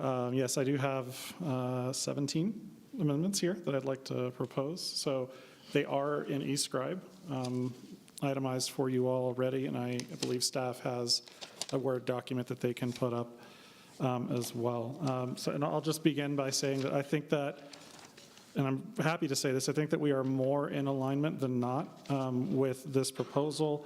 While my preference is still ultimately not to do a campus, I understand that staff has good reason to want to do this. I understand that I believe a majority of council is leaning in this direction. So my goal with these amendments is to yes and, to ensure that we're doing everything we can to serve as many people as possible through this investment, because I know that this is something that's very, very pressing to our residents, And, we have picked up a lot of really great information from all of the places that we've visited as a body. So my hope is that we can incorporate those best practices into this resolution so that we can move forward united and deliver the best outcome that we can for folks experiencing homelessness in Aurora and in the region. So, Councilmember Marcano? Yes, ma'am. Did you say it is in the backup? It should, yes, it is in eScribe. If you scroll down on the question, you'll see them broken out one by one. And you want to do them one by one? The mayor and I discussed these amendments earlier, and that was his preference, so I just went through and itemized everything. Okay, very good. So, all right. So the first one is in the opening paragraph. I'd like to revise the section that says, people experiencing homelessness through employment-based programming and conditions-based transitional housing that leads to self-sufficiency, to evidence-based policy that prioritizes housing, supportive services, and workforce development opportunities that lead to self-reliance. Mayor? Alex, this is one we didn't discuss. I know you No, we did. We discussed all the others, but Prioritizes. yeah, tell me again why we shouldn't have employment-based programming and conditions-based transitional housing that leads to self-sufficiency. So the conditions-based portion, we were told by Haven, Houston, and even to some extent at the Springs Rescue Mission, that that is a barrier to serving as many people as they can. And I understand that you support the Bridge House project, Mayor. I did as well when that was under discussion before my time on council. And one of the hurdles that we have seen is that they don't serve as many folks as they could, because in order to participate in work-first programming, you have to be sound of body, sound of mind, able and willing to work, while we know a lot of the unhoused population in the city does not necessarily fall into that category. So it's a best practice that you can provide that for the folks who are able and willing, which we should, but that we also don't exclude other folks. And the language as it stands is sending, I think, the wrong signal, especially if we're trying to get regional buy-in. Let me ask you. Wait a minute. I'm not the mayor right now. Okay, I get it. You got a gavel on you? Go ahead, Mayor. Boy, I'd like to come back to this one. I understand what you're saying. So in the language that I have, there is a gap. And I believe that the gap is that it's that first tier. Yeah. And the first tier is that we provide emergency services for anyone in need, irrespective of whether they want to, whether they participate in any program or even whether they participate in case management, that it is an open door for those who need help. And so, but I do like the other language for those that are moving to phase 2 and phase 3. So somehow if we could come up with language, qualifying language that without taking the employment-based programming and conditions-based transitional housing out of it. But that, maybe we work on that. Further discussion, Councilmember Zvonek. Yeah, thanks, Mayor Pro Tem. So I know that it was stated in San Antonio, they talked about the barrier to entry, that having requirements for participation in services. But when I went back and looked at HUD's numbers, and one of the things that stood out to me, because I think it's important as we're having this discussion to look at data, look at evidence, is that with Housing First, it's a policy that's been around for over a decade now. And when HUD is counting the who's experiencing homeless or not, they count people who are in rapid rehousing and permanent supportive housing as housed, and those who are in transitional housing where there's requirements is not. But just looking at the numbers, the total number of people experiencing homelessness in all 5 categories is well over $1 million and approaching 1.5 million. And we saw a 20% increase between the time when Housing First became effective policy and pre-COVID. And that was a dramatic shift from the 31% drop between 2007 and 2014 before Housing First was officially adopted by the federal government.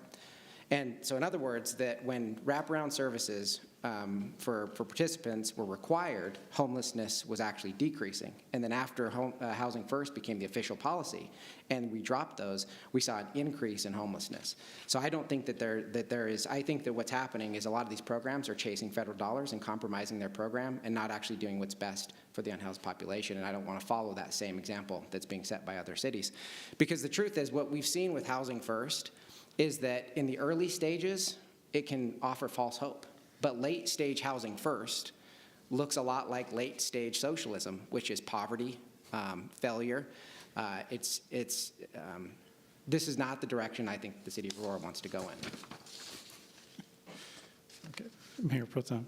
Councilmember Marcano. Thank you. Not going to take the bait, but I will say. Mayor Pro Tem, I'm sorry, we don't have a second for the amendment yet.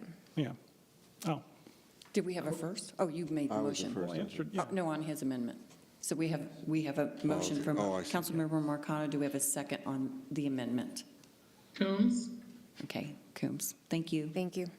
Go ahead. All right, thank you. So the part of that statement that I will address is that you can take a non-charitable and skewed look at the evidence to your heart's content. There's organizations that are happy to do that for you as well, to support that false narrative, but that is not the case, and that is why these programs are exceptionally successful until you stop funding them, and then you end up like Salt Lake City. So that said, I'm not actually advocating for a full-on permanent supportive housing program here as much as I would like to. I'm trying to ensure that in any project that we invest public resources and our time and our residents trust in, that we're doing everything we can to serve the maximum population possible. Because as much as I appreciate Bridge House's model, they do exclude folks, and that program is in my ward. So I know it has helped folks. I've toured the facility. It's great, but they don't reach everybody that they could. And as we're looking for partnership here with our surrounding jurisdictions, we need to ensure we're not leaving folks out. And I would hate for us to lose this opportunity because we're shutting the door on certain segments of the population. Okay, and I want to say something right here.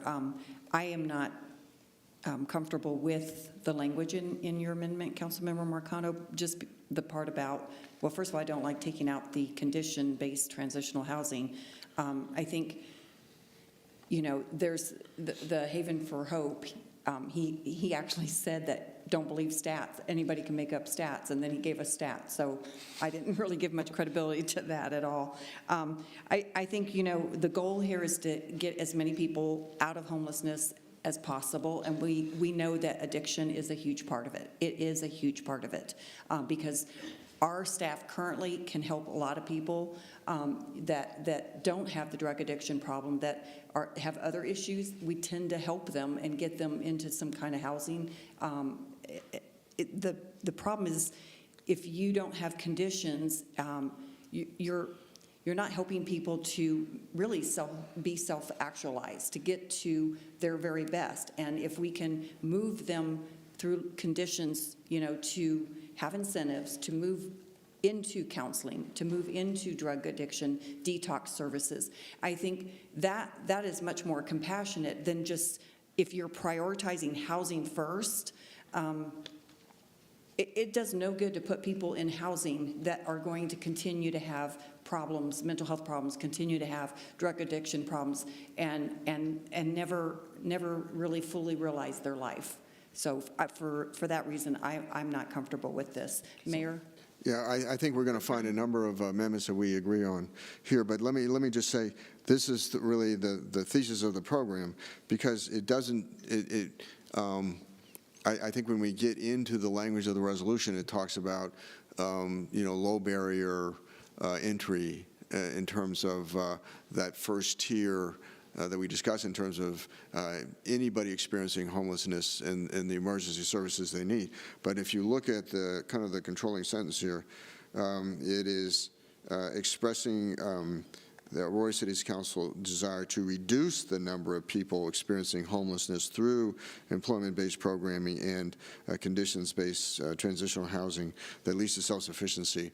I mean, I think that's the thesis of the program, and so I would want to retain this language. And it does not exclude. It's about reducing homelessness, but it is not about excluding people who are homeless from services. Okay, further discussion? Mayor Pro Tem? Yes, Councilmember Coombs? Yeah, so I just am looking at this, and to me, it doesn't, the changes aren't saying we're not prioritizing employment and supportive services. They're both specifically in there. It's that we're, instead of saying employment-based, we're saying evidence-based. So we want to look at those programs that are grounded in data, which everybody has already said so far that that's what you want to do anyway. So to me, that doesn't seem to change the thesis. Prioritizing housing, that's partially because that's what is shown from the evidence to be the most successful, is to make sure people are in housing. If you just keep people in shelters and in programs, they're less likely overall and long-term, actually late stage, they are less successful. Their numbers are lower in terms of the likelihood to become homeless again. But there are supportive services that includes case management and addiction treatment, which people have said they want. And workforce development opportunities is employment. That's the purpose, is to get people into employment. And that leads to self-reliance. I think, I think that it's less loaded to talk about self-reliance than self-sufficiency. Self-sufficiency is often part of a lot of different political rhetoric, where self-reliance is, I'm going to work and do what I need to do to have a good life. So that's my 2 cents on that whole thing and how it relates to the previous version that it is intended to modify. I guess my issue is why take out the language that the mayor has? I can see maybe trying to blend some of this, but to take out his language when that's the crux of his proposal. Mayor? Thank you, Mayor Pro Tem. And let me just say, I think in terms of evidence-based, Councilmember O'Connor will have soon have some amendments that we did agree on that require reporting by the contractor that will really give us a feel, that have a level, I think, of visibility or transparency that will really tell us whether or not the program is successful or not, and where the people are in the program, who's participating in addiction recovery, who's participating in mental health, who's participating in job training, who's working. And so I think that some of the amendments that Councilmember McConnell has that are going to be upcoming, I think will accomplish a lot in terms of what is evidence-based. And just to remind everyone, we have 16 more amendments to go through. So All right. if there's not further discussion, we can call for the question on Amendment 1. I'll be quick. Councilmember Murillo. I'll be quick. Yeah, I just wanted to uplift the point that I think focusing on the language specifically saying evidence-based policy is more accurate, right? And I think we've all talked about how we want to be data-driven, how we want to use taxpayer dollars, resources more effectively and efficiently. And I think that is the right signal. If the data bears out, obviously the intent is stated throughout the resolution regarding, the specific use of the dollars. But I just feel like it's more appropriate and more encompassing. And I will say that I question evidence-based as always being the word used, because what evidence? So we can say evidence-based, but we don't know what evidence at this particular point. I see where you're going with this, but I think it's already in there, and maybe the other amendments will, satisfy some of the other concerns. Further discussion? Okay, without that, call for the question, please, on the amendment.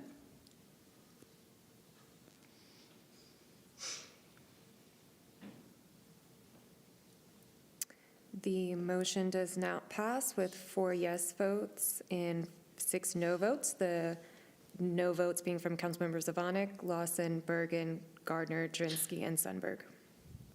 Okay, Amendment 2. All right. Councilmember Marcano. Thank you. So this one is an add, and it is, whereas homelessness in Aurora has been increasing for years and has dramatically increased since the onset of the COVID-19 global pandemic. Okay, and do we have a second? Second. Okay, Mayor seconds that. Discussion. I had substantial discussions with the individual that developed the Colorado Springs, the Colorado Springs Rescue Mission campus. Again, after the Haven for Hope in San Antonio, and he felt that this language was fine and would actually be helpful, particularly for the whoever is a nonprofit that operates this facility in terms of making their case for the increase in homelessness. Okay, very good. Further discussion? Okay, call for the question, please.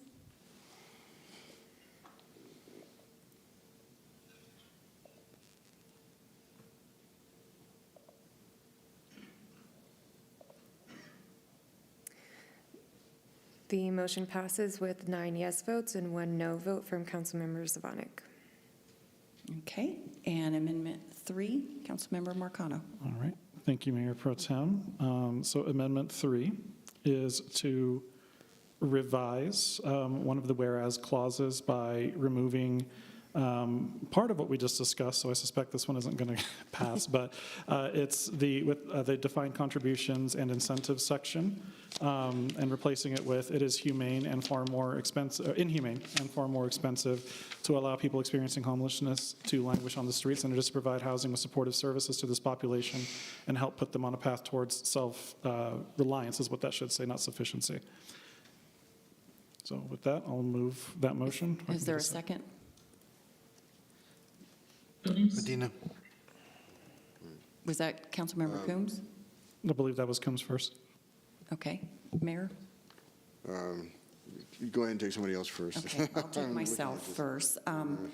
Again, I think the conditions that we see that were set and the incentives that were set at the Colorado Springs Rescue Mission actually were good, and it actually did work and helped people to little by little transition. And so I thought it was actually a really good program. So I would like to keep some of those conditions in the language. Yeah, further discussion, Councilmember Marcano, and then Mayor. We can let the mayor go first. Mayor. Yeah. No, I discussed this amendment with Mr. Yonkers, who wrote the program for Colorado Springs and felt that the language is fine in this amendment. Further discussion? Mayor Pro Tem? Yes. Thank you. And I understand that the programmer for the Colorado Springs Rescue Mission believes that this is the right thing to do. And I don't doubt that it does work for some people.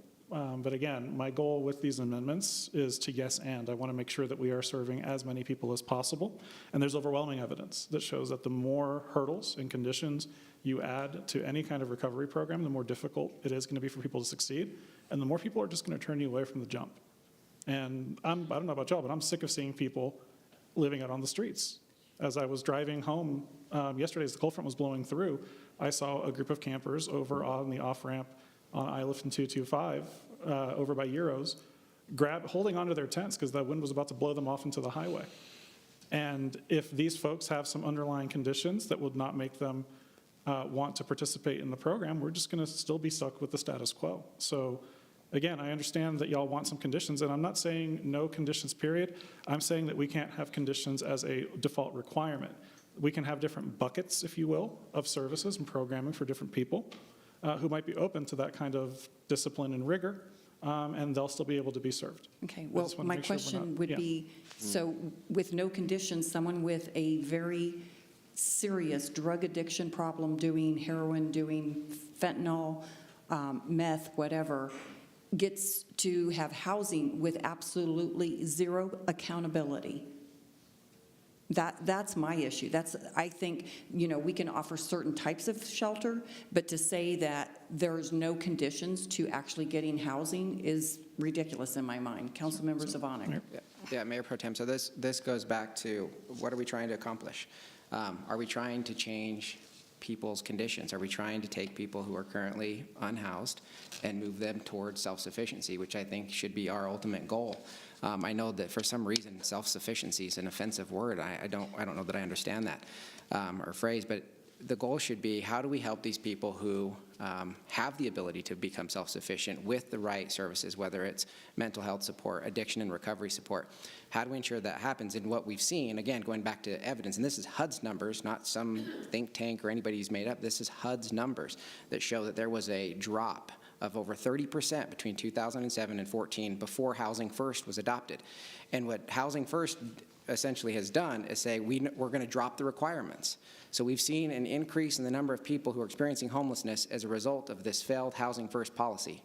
We need to get back to a situation where housing should be a part of the solution for the small segment of the unhoused population who, as a result of whether it's mental or physical disabilities, can't become self-sufficient. But for the majority of the population who can, we should require services and help them to change their condition. I understand that this is why I refer to it as the hide the homeless policy, because I know you don't like to see them, but just putting them in housing doesn't mean that they're better. Doesn't mean we've changed their condition. We should have a policy that seeks to that helps people achieve self-sufficiency, and not requiring them, I think, is a terrible mistake that other cities have already made, and I hope that we don't go in that same direction. So, Mayor Protem. Councilmember Marcano. Thank you, ma'am. So I'll first respond by saying I think it's exceptionally disingenuous and dishonest to attribute the rise in homelessness to Housing First, when a number of other things happened during the period that you're describing, including the Great Recession, a huge eviction crisis that came about as of that, and then we've had ballooning housing prices since then. And when you actually look at the evidence, whether it's a Tri-Cities study from Englewood, Sheridan, and Littleton that was done about a year and a half ago, or even national data, the leading cause of homelessness is the inability to afford shelter. So it is first and foremost, I mean, you can shake your head all you want. I mean, I understand that this goes against your preconceived notions. But then the second issue is addiction, mental health, disability, things of that nature. So by putting people into shelter, you set them up for greater success in the future. And I'll say right here, you won't be able to help everybody, unfortunately. The situation that you described, though, is addressed through good Housing First policy and permanent supportive housing. You don't just put folks into a box and leave them alone. You continuously check in on them, reach out, build that rapport, and that's how these programs are successful. But I want to remind you guys, you seem to be arguing against something that I'm not actually advocating for in totality here. I'm okay with the direction that the mayor is trying to go. Again, it's not my preference, but I want to make sure that we're as effective as possible. So let's not close the door on these folks. Okay. Well, I think you're not going in the direction that the mayor proposed, because your amendment basically contradicts that. The conditions, if someone who has a serious drug problem just gets housing and they refuse, because you don't have a condition that they have to go get help, and they refuse to get help. So now they get free housing on taxpayer dollars, and they're not going to get help. And how does that help that individual? It's horrible for that individual. What we want to do is entice them to have hope and to move towards recovery. And we can help them with resources for recovery, but by setting zero expectations, zero conditions on them, and zero accountability, and just giving them housing is ridiculous. Mayor Pro Tem. Is your argument that they'd be better off on the street, just dying on the street? No, and we do actually help those with drug addictions now. If we offer them pallet homes, if they refuse them, they refuse them. So we do have other alternatives currently. We're talking about transitional housing, though. Councilmember Jurinski. Yeah, am I allowed to call for the question on an amendment? I think so. I would like to call for the question. Is there a second? Second. Okay, we have a motion and a second to call for the question. So the vote is to close debate. I'm sorry, Mayor Pro Tem, who was the second on that? Zvonik. Zvonik. Okay. And again, you're voting yes to close debate, no to not close debate.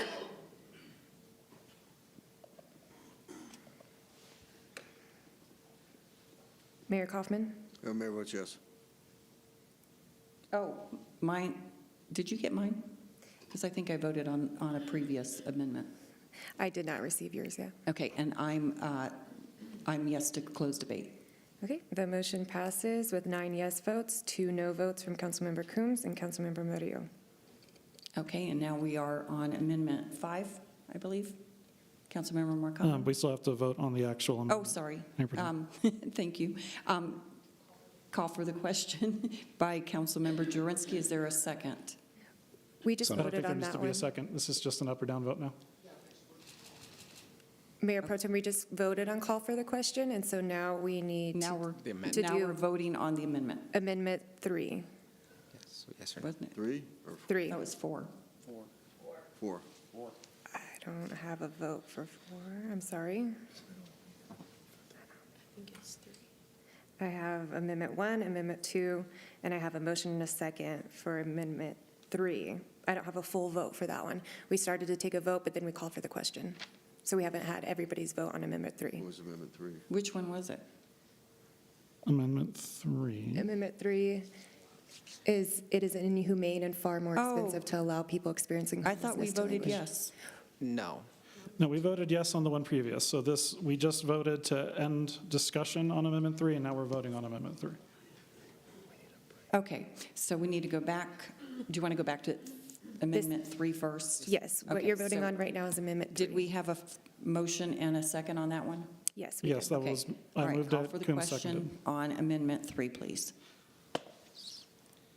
And that was the one, yeah, with the conditions being taken out. And Mayor Pro Tem? Mayor votes yes. And Mayor Pro Tem votes no. Mayor, I'm going to put you as abstain for this one. We didn't need you to break the tie. I was asking Mayor Pro Tem. I'm sorry. The motion does not pass with 4 yes votes, 6 no votes from Councilmembers Savonic, Lawson, Bergen, Gardner, Drinsky, and Sundberg. Okay, thank you. And now we're back to Mayor Pro Tem, Yes, Councilmember. point of order. Yes, Councilmember Coombs.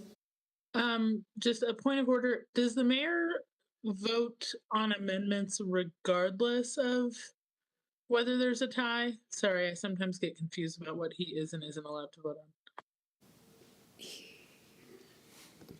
So these are motions, so until we get to the final resolution, the mayor is allowed to vote on the amendments.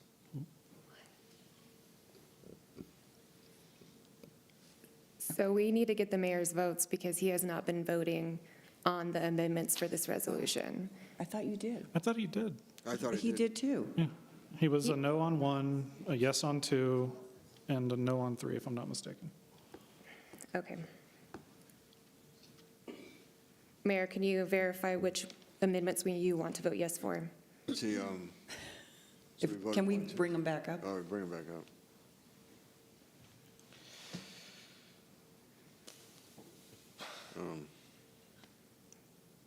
Adrian, can you please scroll up to Amendment 1, Oh. 2, and 3?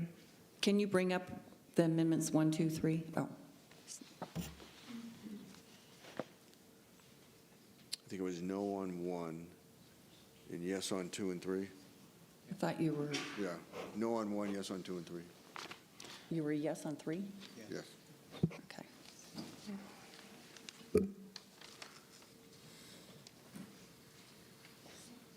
Okay, so we have you no on Amendment 1 and yes on Amendment 2 and 3. Yes. Okay, thank you. Okay. Are we good? All right, we'll move to are we on 4 now? Yes, ma'am. Okay, Councilmember Marcano, we already had a motion and a second, I believe. For number 4, no, we have not yet. We So have I not typically yet, okay. introduce it, and then I'll move it, and then someone can second it. Is that an okay order of operations?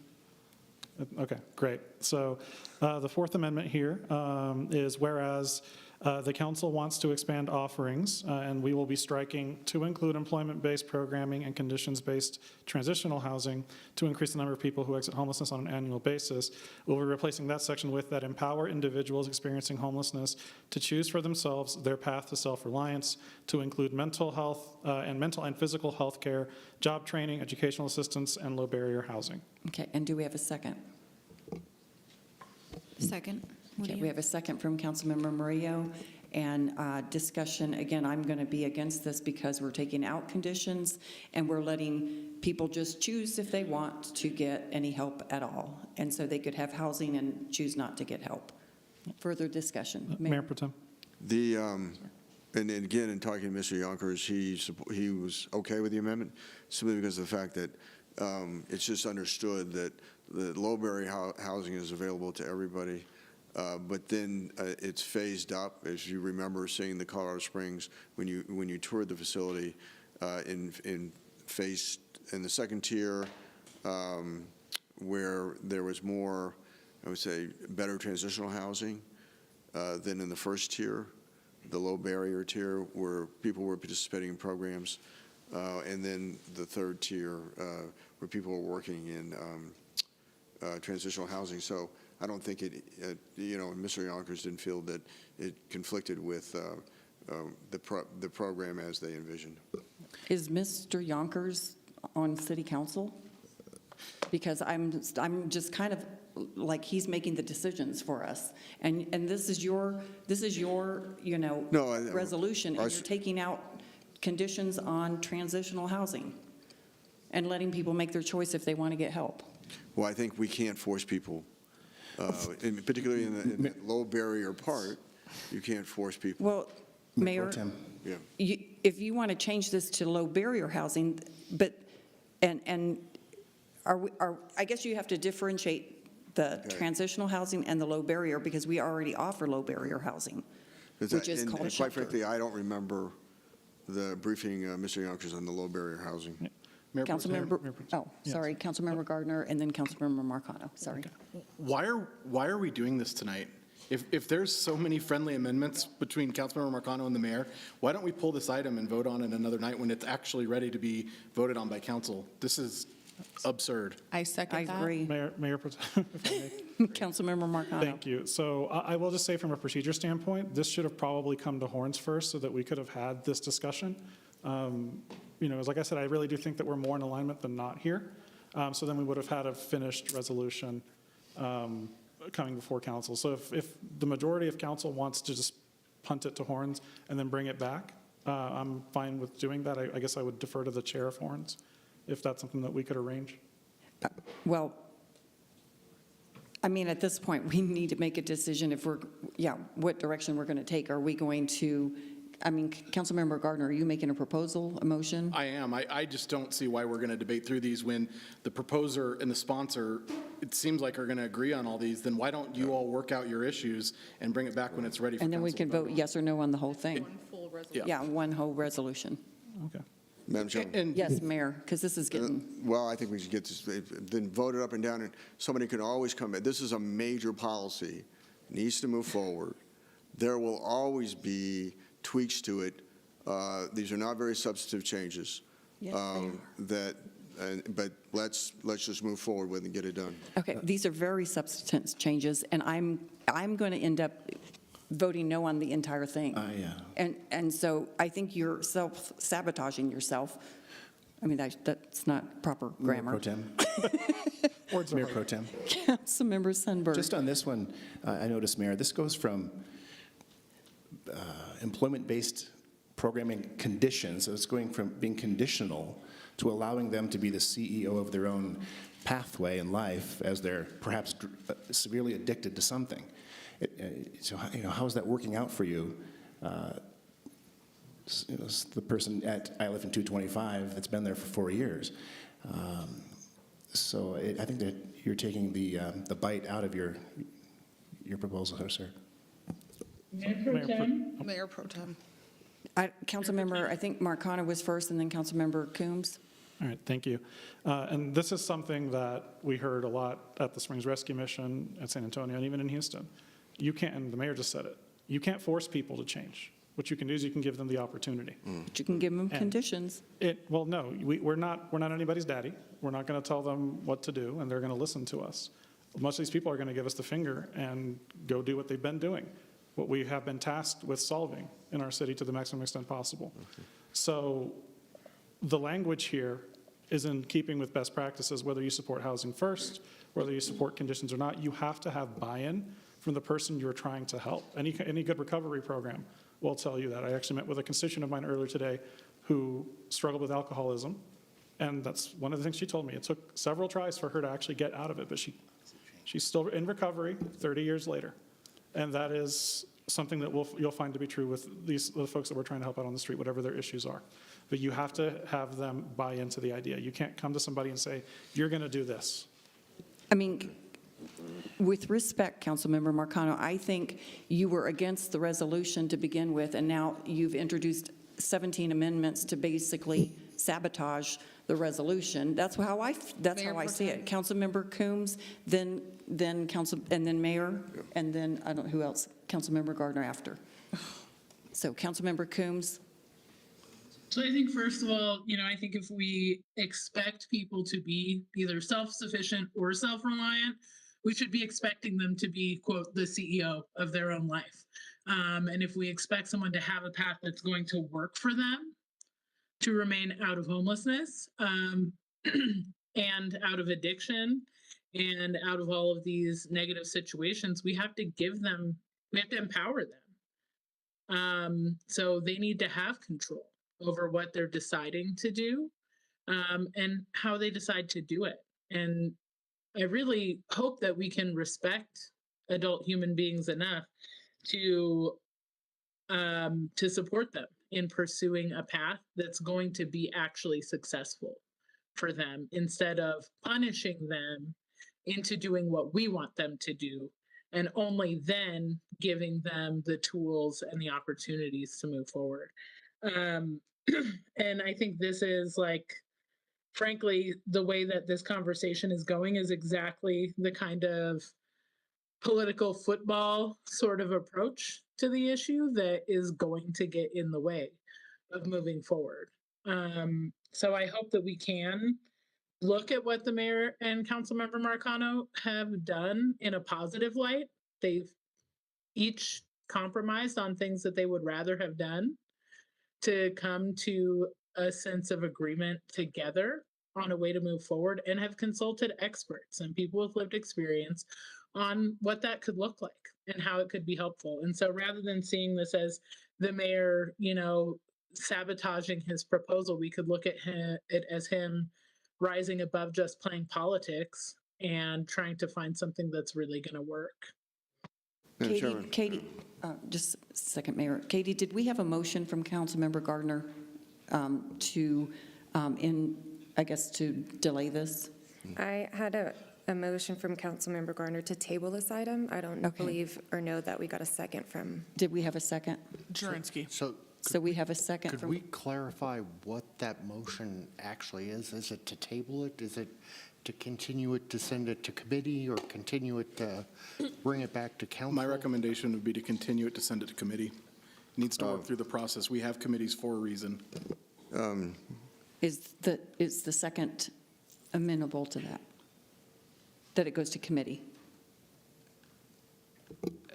I kind of feel like that's a wasted step in this point, but I'm whatever Councilmember Gardner would like to do. I just think that at this point, if the mayor is willing to risk accepting all of these friendly amendments, he's willing to risk several votes on this council. I think this needs, if he can decide which amendments he considers friendly, this needs to come back as one resolution. We're not going to sit here and put the public through 16 amendments and this back and forth ping pong. Okay.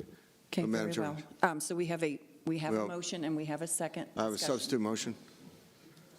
Substitute motion Yes, Mayor. to delay for 2 weeks.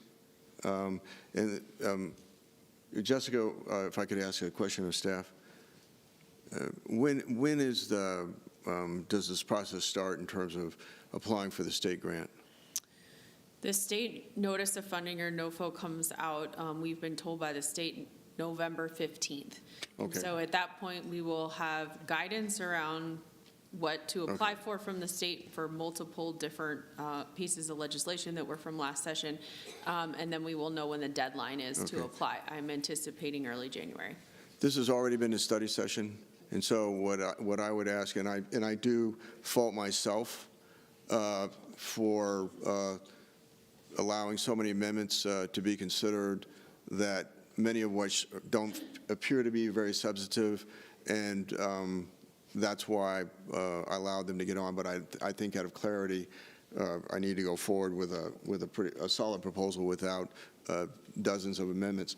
So if I could, as a substitute amendment, delay for 2 weeks to the next regular meeting. Okay, and I've been told that since Councilmember Gardner did an amendment to continue, it's supposed to be non-debatable. Oh, yeah. Is yours a friendly amendment? And I guess that way we could go back to Councilmember Gardner accepting that and we're not debating. I'll accept that as a friendly amendment. Okay, is the second, okay. So we have an amendment or a motion to table this until the next meeting, correct? Okay, so we have. Next regular meeting. All right, so call for the question on tabling it to the next meeting.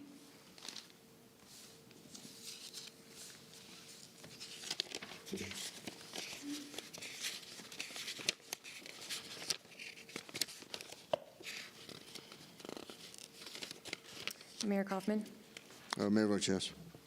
the motion passes to table this item to the next regular council meeting.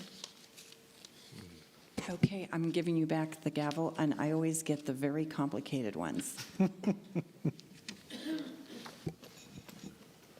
Okay, item number, would the clerk now please read the title to item number 11F?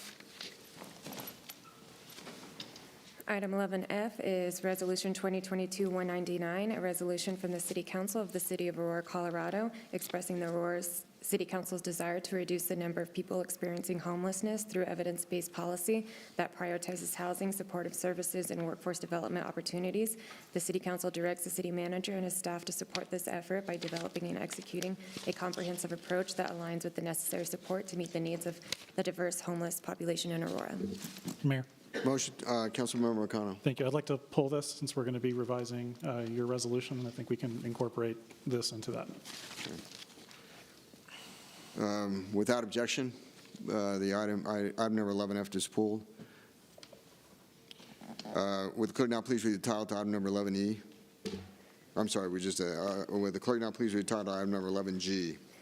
Item 11G is Resolution 2022-196, consideration to approve the First Amendment to the IGA between the City of Aurora and Colorado Department of Transportation regarding the pass-through funding of the USDOT build grant for the I-70 and Piccadilly Interchange project. Brief presentation by staff. Excuse me. Good evening, Mayor and members of City Council. My name is Matt Kazakowski. I'm the Transportation Project Delivery Manager with the Public Works Department. The First Amendment to the I-70 Piccadilly project funding IGA with CDOT is proposed to City Council for the purpose of adding $3,500,000 of state funding for construction scope that was added to the project at the request of CDOT. As the scope was refined through the procurement process, the estimate increased, and CDOT has agreed to the scope and increased estimate and provided the IGA amendment for Council's consideration. Staff is available for any questions that you might have. Questions of staff? Seeing none, a motion is in order. Mayor, Mayor Pro Tem. motion to approve 11H. It's been moved by Mayor Pro Tem, seconded by? Sundberg. I'm sorry, it's who? Says Councilmember Sundberg to approve item number 11H. This is G. I'm sorry. Oh, Mayor. G. I'm sorry, 11G. Discussion? Seeing none, the question before us is the adoption of item number 11G. Call for the question.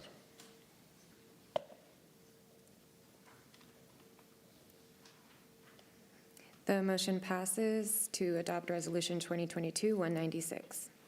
Would now clerk now please read the title to item number 11H? Item 11H is Resolution 2022-197, consideration to approve a resolution for the First Amendment of the IGA between Aurora and Colorado Department of Transportation for funding of the Highline Canal Trail project. A motion is in order. I'm sorry, brief presentation by staff. Good evening, Mayor and members of City Council. My name is Matt Kazakowski. I'm the Project Delivery Manager for Public Works. The First Amendment to the Highline Canal Tip Project funding IGA with CDOT is proposed to City Council for the purpose of adding $243,000 of federal funding. This additional funding was added to the project by DRCOG through COVID relief funds that were made available to the agency for distribution for projects in the 2020 to 2023 Transportation Improvement Program cycle. No other terms of the previously approved IGA have changed with this amendment. Staff is available for any questions that you might have. Questions of staff? Seeing none, motion is in order. Mayor, motion to approve 11H. Moved by Councilmember Gardner, second by Jurenski. Councilmember Jurenski to approve item number 11H. Discussion? Seeing no discussion, the question before us is the adoption of item number 11H. Call for the question.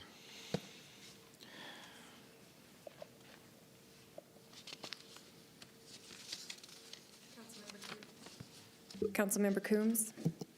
Yes.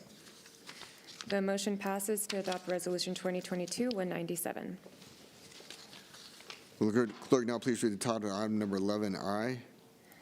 Item 11I is Resolution 2022-198, a resolution of the City Council of the City of Aurora, Colorado, officially supporting city staff's efforts to apply to the Department of Local Affairs for a local match program, supporting Infrastructure Investment and Jobs Act grants, and authorizing city staff to complete and execute all necessary forms and documents to complete this application process. Brief presentation by staff. Good evening, Mayor, City Council. Laura Perry, Deputy City Manager. Tonight, bringing forward an opportunity for you all, for staff to pursue funds through the Department of Local Affairs for matching funds to support Infrastructure and Jobs Act funding. This year, the Colorado General Assembly allocated $80 million in state general funds for local match support for state agencies and local governments for non-federal match requirements supporting the infrastructure bill programs. In fiscal year 2022, so the current fiscal year, there's $6 million available for this program. Funds are at a first-come, first-served basis and will be allocated until they've been exhausted.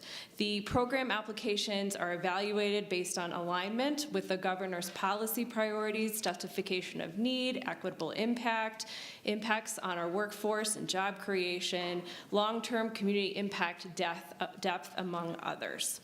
Staff is proposing to submit an application for the Colfax Bus Rapid Transit Project in the amount of $1 million for this opportunity.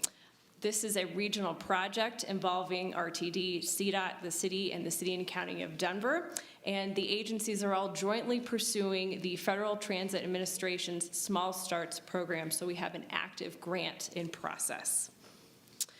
This request shows alignment with the criteria that has been put forward for the evaluation of the funds, and certainly the city's goal is to pursue additional funding in future fiscal years subject to state legislature approval if those funds are available, and as we pursue additional federal funding opportunities for our capital project priorities. In addition to the request to council tonight, there is a request for a waiver of reconsideration. As I mentioned, this is a very competitive opportunity. I understand no other local governments have applied for this, and council action is required to submit an application for the program. Questions of staff? Seeing none, motion is in order. Mayor. Councilmember Murillo. Move to approve 11I with the waiver of reconsideration. Moved by Councilmember Murillo, seconded by? Marcano. Seconded by Councilmember Marcano. Discussion? Seeing none, the question before us is the adoption of item number 11I. Call for the question.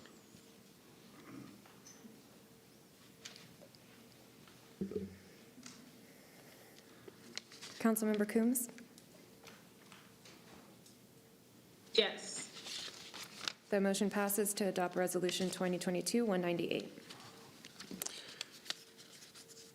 Will the clerk now please read the title to item number 12A? Mayor, can we have the announcement of the call-in line and 5-minute break at this? Oh, very well. The time is now 8:43. We will stand in recess until 8:50. Council stands in recess. Members of the public who would like to speak on an ordinance and have not already spoken to an operator, press *3 before the item is called by the clerk. For those watching on Channel 8, call 855-695-3475 to be connected, and then press *3. Council is taking a short break to allow any additional speakers to sign up. Please be patient and stay on the line until the operator is able to take down your information. It's fine.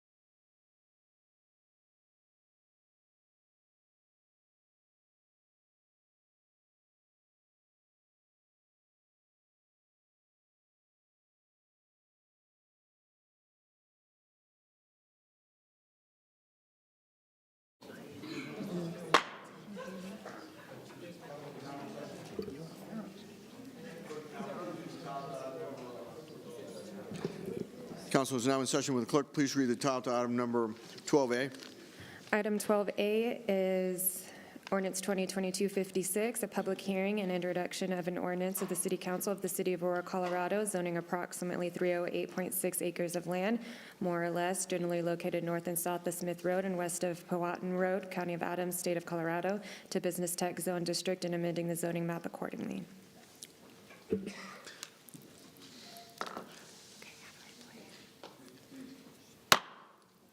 Public hearing is now in order. Presentation by staff. Okay, thank you. Good evening, Mayor and Council. My name is Asia Tibbs. I'm a planner for the Planning and Development Services Department. Before you is the Harvest Mile initial zoning application, City of Council Aurora public hearing. The subject site consists of multiple parcels totaling 308 acres. Council recently approved an annexation for this area as two separate sites due to the Union Pacific Railroad that bisects the property. The northern piece is located, again, north of the Union Pacific Railroad right-of-way, and that extends up to 26th Avenue and is located generally east of the Harvest Road alignment. Both properties to the east and the west of the northern parcel are currently vacant. The southern piece extends down to the I-70 right-of-way and is between an existing water treatment facility located to the west and the Spruce Energy Center to the east. The Aurora Places Comprehensive Plan designates the subject site as industrial hub, with the exception of about 40 acres located south of 26th Avenue.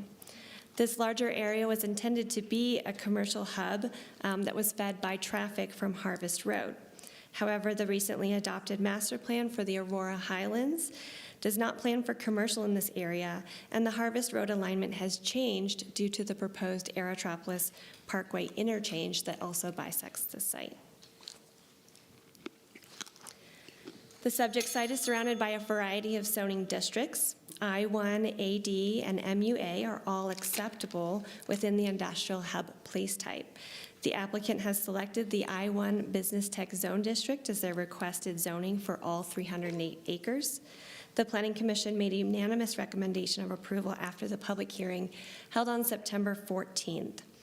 Notice of public hearing was posted on-site and mailed to abutting property owners and neighborhood groups on October 12th and published in the newspaper on October 13th.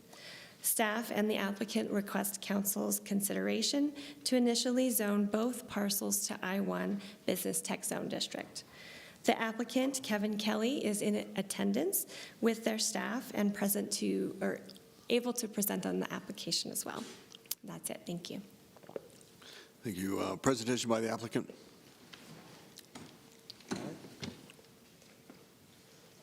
Good evening, Mayor, City Council members. Kevin Kelly with United Properties. We've been active here in Colorado since 2005. We've developed over 4 million square feet of commercial space through the metro area. Most locally in Aurora, we developed the Tower Road Business Center, which is at 38th and Tower, a 400,000 square foot development.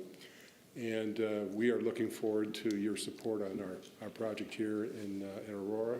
And I'm here to answer any questions. And with that, I'll turn it over to Susan Wade. Good evening, Susan Wade with Redland. We're going to kind of shorten our presentation tonight and support Asia's. Tonight, our initial zoning request, we think really meets three main goals for the City of Aurora. We're going to meet and exceed the City of Aurora's UDO and comp plan vision. We will also be providing the industrial use to bolster the local economy for jobs with a variety of skill packages. And we're going to support the Aerotropolis area plan with the industrial uses near the transportation corridors. Again, we're here to answer any questions. Thanks. Thank you. Is there anyone who wishes to be heard on item number 12A? No, Mayor. Public hearing is now closed. Questions to staff, the applicant, from members of council? Seeing none, then a motion is in order. Mayor, motion to approve. Councilmember Sundberg. Motion to approve 12A. It's been moved by Councilmember Steinberg, seconded by Marcano. Councilmember Marcano to approve item number 12A. Discussion? Seeing no discussion, the question before us is the adoption of item number 12A. Call for the question.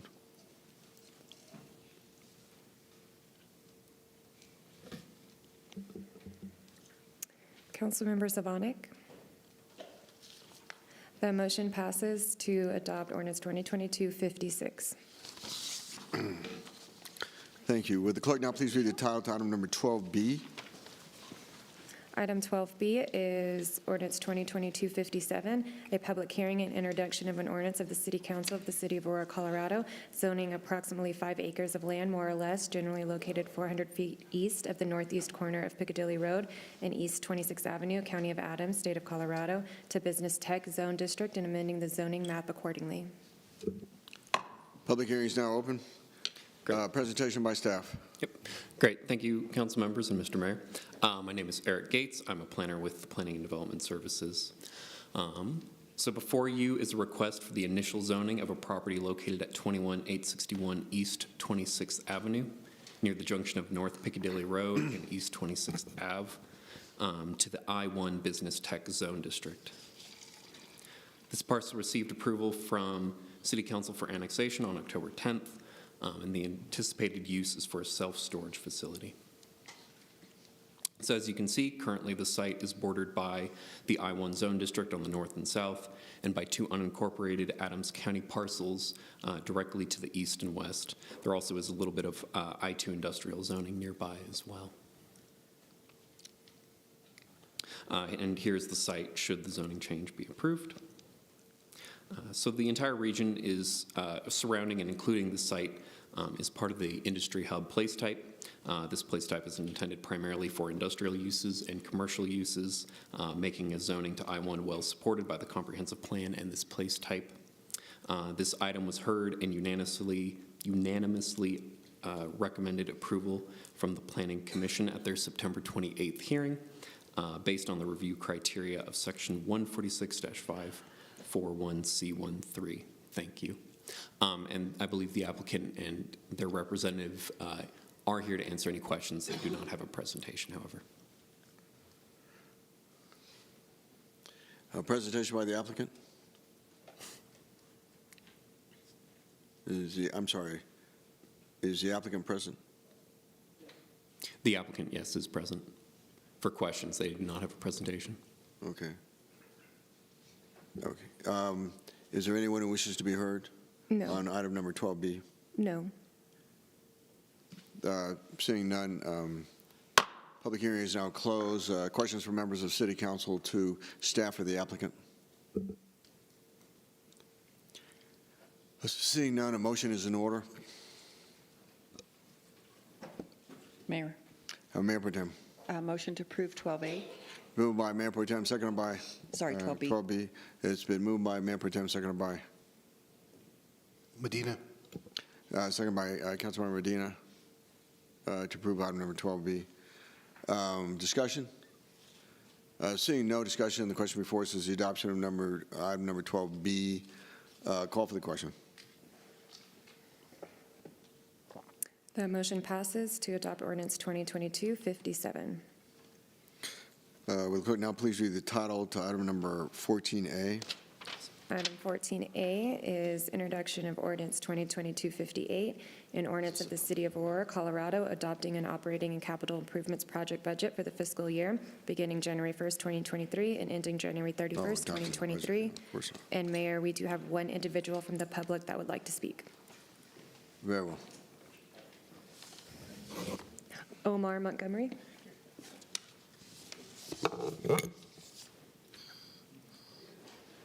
Good evening, everyone. Good evening, Mayor, City Council.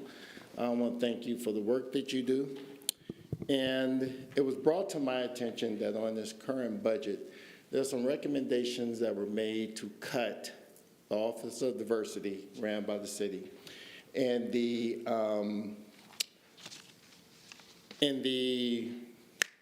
one for the monitor, the police monitor. Now, as we know that the city had already seen a lot of lawsuits because of police abuse. And one, our law enforcement do an amazing job. But at the same time, there are some officers that abuse their power. And there has been best practices shown across the nation, not stats, just across the nation. Having an independent monitor will save the city money. A diversity office. We talk about the diversity in the city of Aurora. We brag about it. It's the first thing we talk about every single day, but do we have the infrastructure and support for the diversity that we have of the 132, 150 different languages that we talk about? We talk about Havana Street, we talk about Colfax, but do we have the infrastructure to support the residents in the city of Aurora? I think a diversity office has shown over time that they have done amazing work in the city of Aurora. It is time to support those two offices and to make sure we have an independent monitor that also came at the recommendation of the consent decree organization that's working with us now. That we have an independent monitor, and it was their understanding that that person would be in place as part of the work that they, when they had the initial meetings with you. So why are we backing out now? Let's support the two and make sure we have both in place and do what we can to support our residents and have the best public safety in the state of Colorado. Thank you.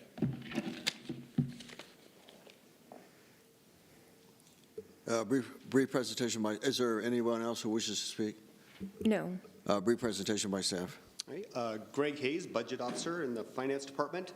What you're seeing tonight, which is 14A through D, are all the different parts of the building of the budget. It's a culmination of a lot of work that has gone into the creation of the 2023 proposed budget, including public hearings in March 28th and August 22nd, budget town meetings throughout all of your different wards.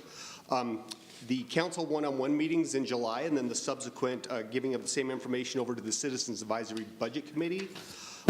The September 20th presentation, and we just can't go by without thinking about the Fun Saturday workshop that we had on October 8th altogether. And so, by the way, the adjustments that came out of the October 8th workshop are on page 483 and 484 of the packet. And with that, what you've got is 4 items here: the adopting ordinance, the appropriating ordinance, the tax levy ordinance, which allows us to create the property taxes. But then there's a special one just for 2023 because we have the creation of the transportation maintenance fund. And so those are the 4 pieces of the budget. With that, I'll open it up for questions. Mayor. Questions of staff. Zvonik. Councilmember Zvonik. Yeah, so can I also make a comment? Because I wanted to respond to what Mr. Montgomery said. Is that appropriate now? Yeah, please proceed. Yeah, so and part of this budget, the comment about the independent monitor, I think it's an important topic and conversation we had. So prior to the patterns and practice report put out by the Attorney General, the city had created the Office of the Independent Monitor. And Jim, I'm looking at you to correct me if I'm wrong. 4 FTE were created. Those positions were never filled, and in part because once we went into the consent decree, we hired an independent monitor that the city pays in excess of $700,000 a year on contract to have the independent monitor and their entire team to do exactly what that office that was going to be created before the consent decree did. So we eliminated those FTEs in that office because, frankly, it was a vacant office that wasn't going to be filled and isn't needed to be filled because we have this independent monitor and the ongoing contract that will be in place as long as the consent decree is in place. So it was a budget-saving opportunity, recognizing that it would be redundant, and we frankly wouldn't try to fill them anyway. So I think that's something I just wanted to point out as we have this conversation, because I know it's important to our community and important to you, and I appreciate you coming here and doing that. So thanks. Chair Kaufman? Councilmember Lawson. Yeah, I just want to kind of respond to Councilmember Zvonik. So I understand that we have the consent decree, and I understand also that you feel like this is redundant, but when you look at the police monitor, that's more of a public facing. And then the auditor is more internal, which looks at the programs through, a policy lens. So when you say it's dual functionality, it is different. I mean, the independent monitor is going to look at incidents and complaints specifically that are brought in by the community as well. So I definitely disagree with you on there are some separations there. And I don't know, Mayor, if we're going to go with some proposals. I know that I'm going to propose one to reinstate the independent monitor position. Mayor. Councilmember Zvonek. Yeah, that's actually the monitor that we've hired as a result of the consent decree does look at our policies. They're making recommendations on a regular basis. In fact, they've brought some forward. They monitor the policies. They monitor the practice. They do all of the things that that office was initially set up to do.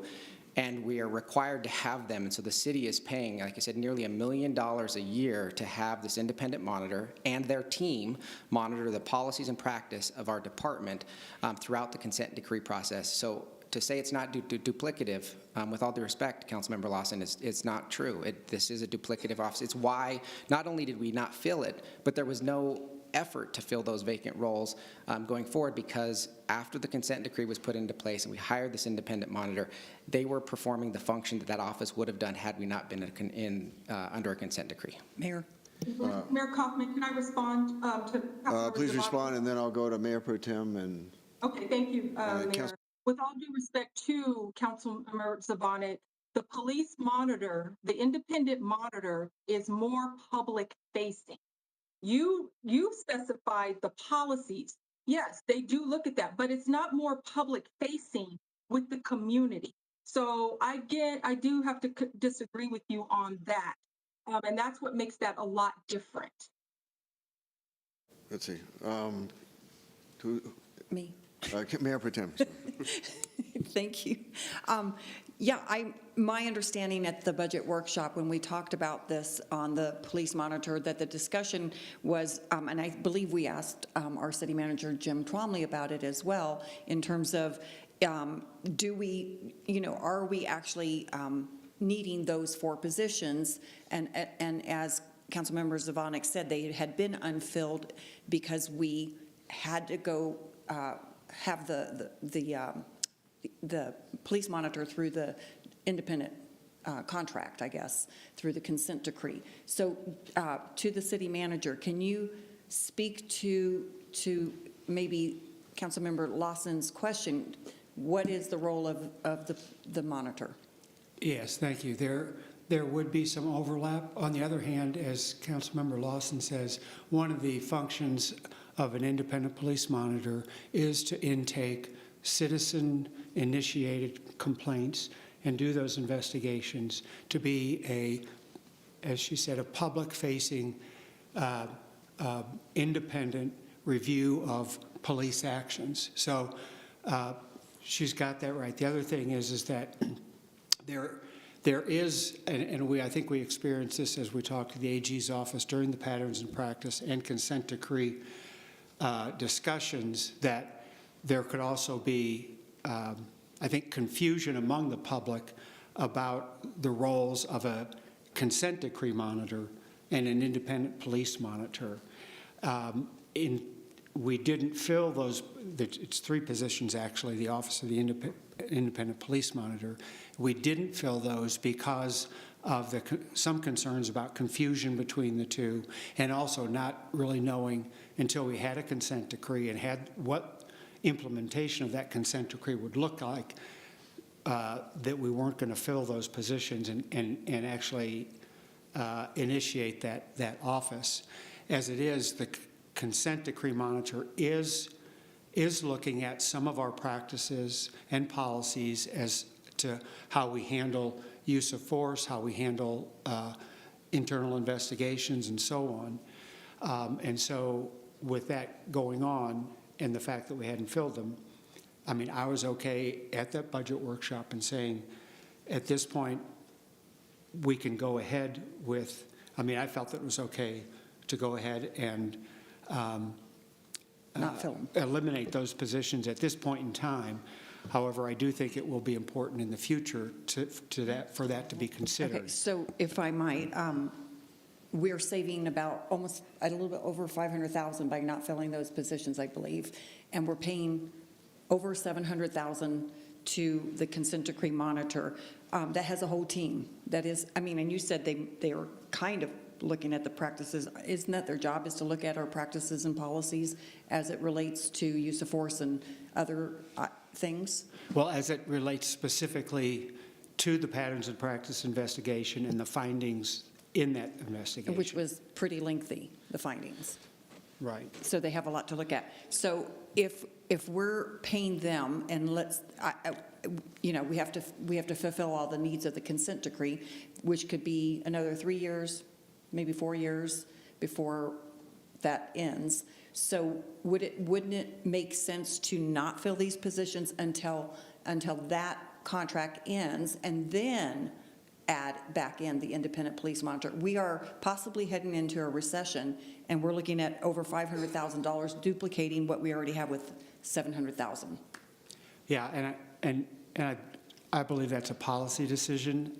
I mean, as I said, at this point in time, I wouldn't strongly advocate for filling the independent police monitor position.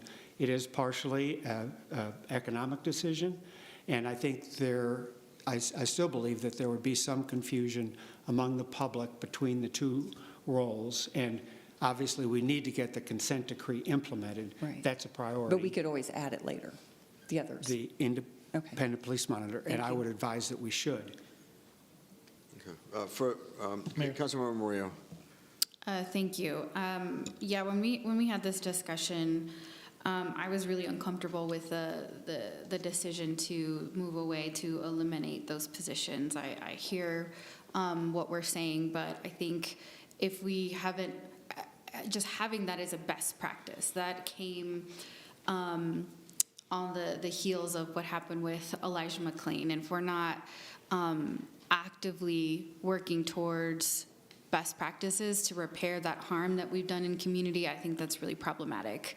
I understand that temporarily that investigative body is temporarily being pursued by the consent decree monitor, but as I said, that's a temporary monitor, and I think we know long-term that that's a best practice, and that's something that we should have in the city, and budgets are moral documents, right? If we're not willing to always know that that's a department and position that we'll have filled regardless of a recession or not, I think that we start to run into a slippery slope. So I have concerns there. I hear what my colleagues are saying, but we know long-term that this is a position. Sure, we could go revisit this in a few years and work to implement it. But that sounds like that's not a guarantee. We could guarantee that continues today if we decide to incorporate it into this year's budget. So yeah, and I also recall that this was on the heels of conversations that other council members were having in order to cut the budget for their own proposals, specifically the occupational tax. So we were trying to find ongoing dollars to be able to afford a $6 million tax cut that hadn't thoroughly been vetted at the time. So it's also important to understand the context of why there was a hunt to eliminate positions. That was 100% part of the conversation. So I would support, and I didn't realize that Councilmember Lawson was going to make that proposal, because I too would have as well. So I would support Councilmember Lawson's proposal to keep that in the budget, as well as our DEI position. It's a relatively new office, and if we're not properly resourcing that office, there's no way that it's going to be able to grow and thrive into a meaningful department. It just takes time and resources, and budgets are moral documents, right? Where are our policy budget priorities? And I feel like those are 4 positions that we shouldn't be willing to compromise. I can tell me all day, every day about the short term, this or that, but like I said, long term, we know that those are best practices, and I want to see us succeed, and I don't want to see us make mistakes now that we are going to have a hard time reversing down the line. We don't know what things will look like in 5 years when the consent decree monitor isn't around to temporarily fulfill these positions. And similarly with the DEI, it's when things start to when the fiscal position doesn't look as favorable, it's these types of positions that get cut first, and that's the opposite of what needs to happen. That's when we dig deep. That's when you invest in equity and access and diversity. And yeah, so Similarly, with the 3 independent monitor positions, I don't support that, as well as the DEI manager position as well. Mayor. Councilmember Zavonic. Yeah, so again, this office was created before we were in a consent decree, before we had the independent monitor. If we were not under the consent decree and didn't have that monitor, I'd say that having these 3 positions would be appropriate. But the fact of the matter is we're spending nearly $700,000 a year currently, and as temporarily as you say it is, it's going to be no less than 4 years, probably longer. And then at that point, when we get to the point we've worked ourselves out of the consent decree and we don't need that independent monitor anymore, we'll have money that we are spending on this independent monitor that could go back to funding this position, and I think that would be appropriate then. What we're talking about now is something that's fiscally responsible, where we have an independent monitor that is reviewing use of force, they're reviewing our policies, they're reviewing the things that the Attorney General pointed out and the challenges that were brought forward by community. And now, so this monitor has the responsibility to do that now and into the future. Once they're no longer here, we will have that money freed up and could reallocate it towards these FTEs. But just holding them in the budget, that's all we would literally be doing. If we wouldn't have had this conversation at the budget workshop, it would have been held in the budget as 3 FTEs and not spent on other priorities. But again, we have $700,000 dedicated this year towards an independent police monitor to do the things that this office was created to do. Mayor? Councilmember Marcano, then Mayor Pro Tem, then Councilmember Coombs. All right, thank you. First, quick question to Greg. I've heard the $700,000 figure thrown around a couple times now. I'm looking at our backup. It says $419,000. Is that the correct figure? $419,000 was the elimination of the 3 in the program. And there's some funds. I would ask Deputy City Manager Batchelor about the cost that's in police for that monitor. Yeah, so we, when council awarded the consent decree monitor contract, it is, I think, a little over $4 million over 5 years. And so I think it is, again, it's between $700,000 and $800,000 per year for the consent decree monitor team. Okay, so I just want to clarify then, for the sake of this conversation, because I think the two have gotten a little conflated. The vacancies for the police monitor in the backup are $419,000, but what we're currently spending every year is $700,000 for the consent decree monitor. Okay, great. So my qualm with this is that we do need to be future focused.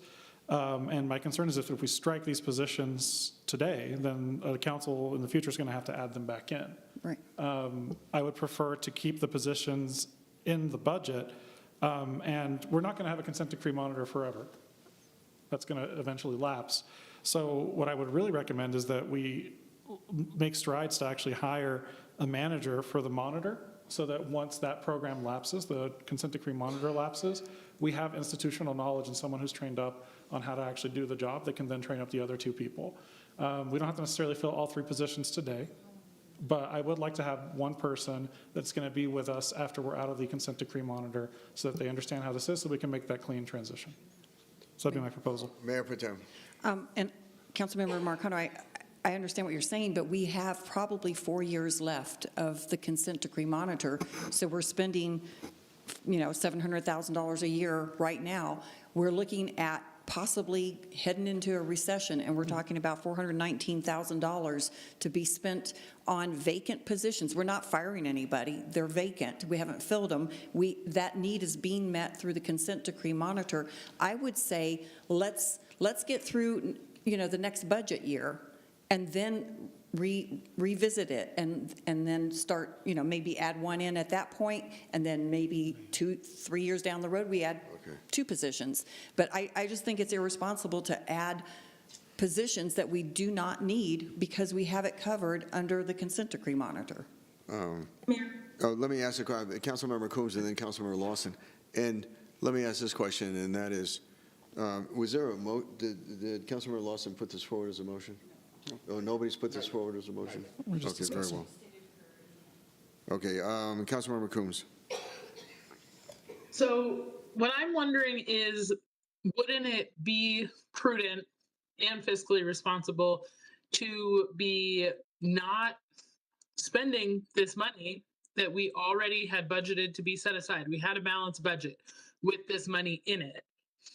Put it into general management to be held over for as we need to be building this office back up, including I actually like Councilmember Marcano's idea of hiring one person that's going to kind of be the transition person for the consent decree into whatever we have into the future. But then holding it aside in general management, because then if we do find ourselves in dire fiscal straits, in a recession or another situation, we're not now looking for what else we're going to cut in order to be able to have these positions when we do need them. So it seems to me that saying we want to get rid of this because it's fiscally responsible, getting rid of this, it seems to me, is for folks to be able to say we can spend this money on something else, versus if we hold the money aside in general management as a guarantee for the future of having this program, that seems more fiscally responsible to me. And a motion is in order if there's going to be an amendment to adopting the budget. Councilmember Lawson. Back my proposal and support Councilmember McConnell's proposal just to at least have one position for the transition, and agree with Councilmember Coombs about putting it in the general management fund. What I want to say, it's very interesting to me with this council, sometimes we hold money all the time. And then at the budget workshop, that wasn't even, it was held on a Saturday, not televised. So the community didn't even know that this was happening, which is a problem, and just in general. So, I mean, we do need to hold something, because this was something that, and I find it also interesting that, you know, Mr. Twombly, when I was on public safety, he brought this to the attention of public safety, really supporting it. Now he's like, okay, let's cut it. I just don't, it's such back and forth, and it's just so disingenuous in so many ways. So I would support Mayor, excuse me, I don't interrupt other council members. I would support Councilmember Marcano's proposal, but at least have one so we can have that transition. Well, Councilmember McConnell, did you make a motion? We can consider that a motion. Well, I just, you know, we can go on all night.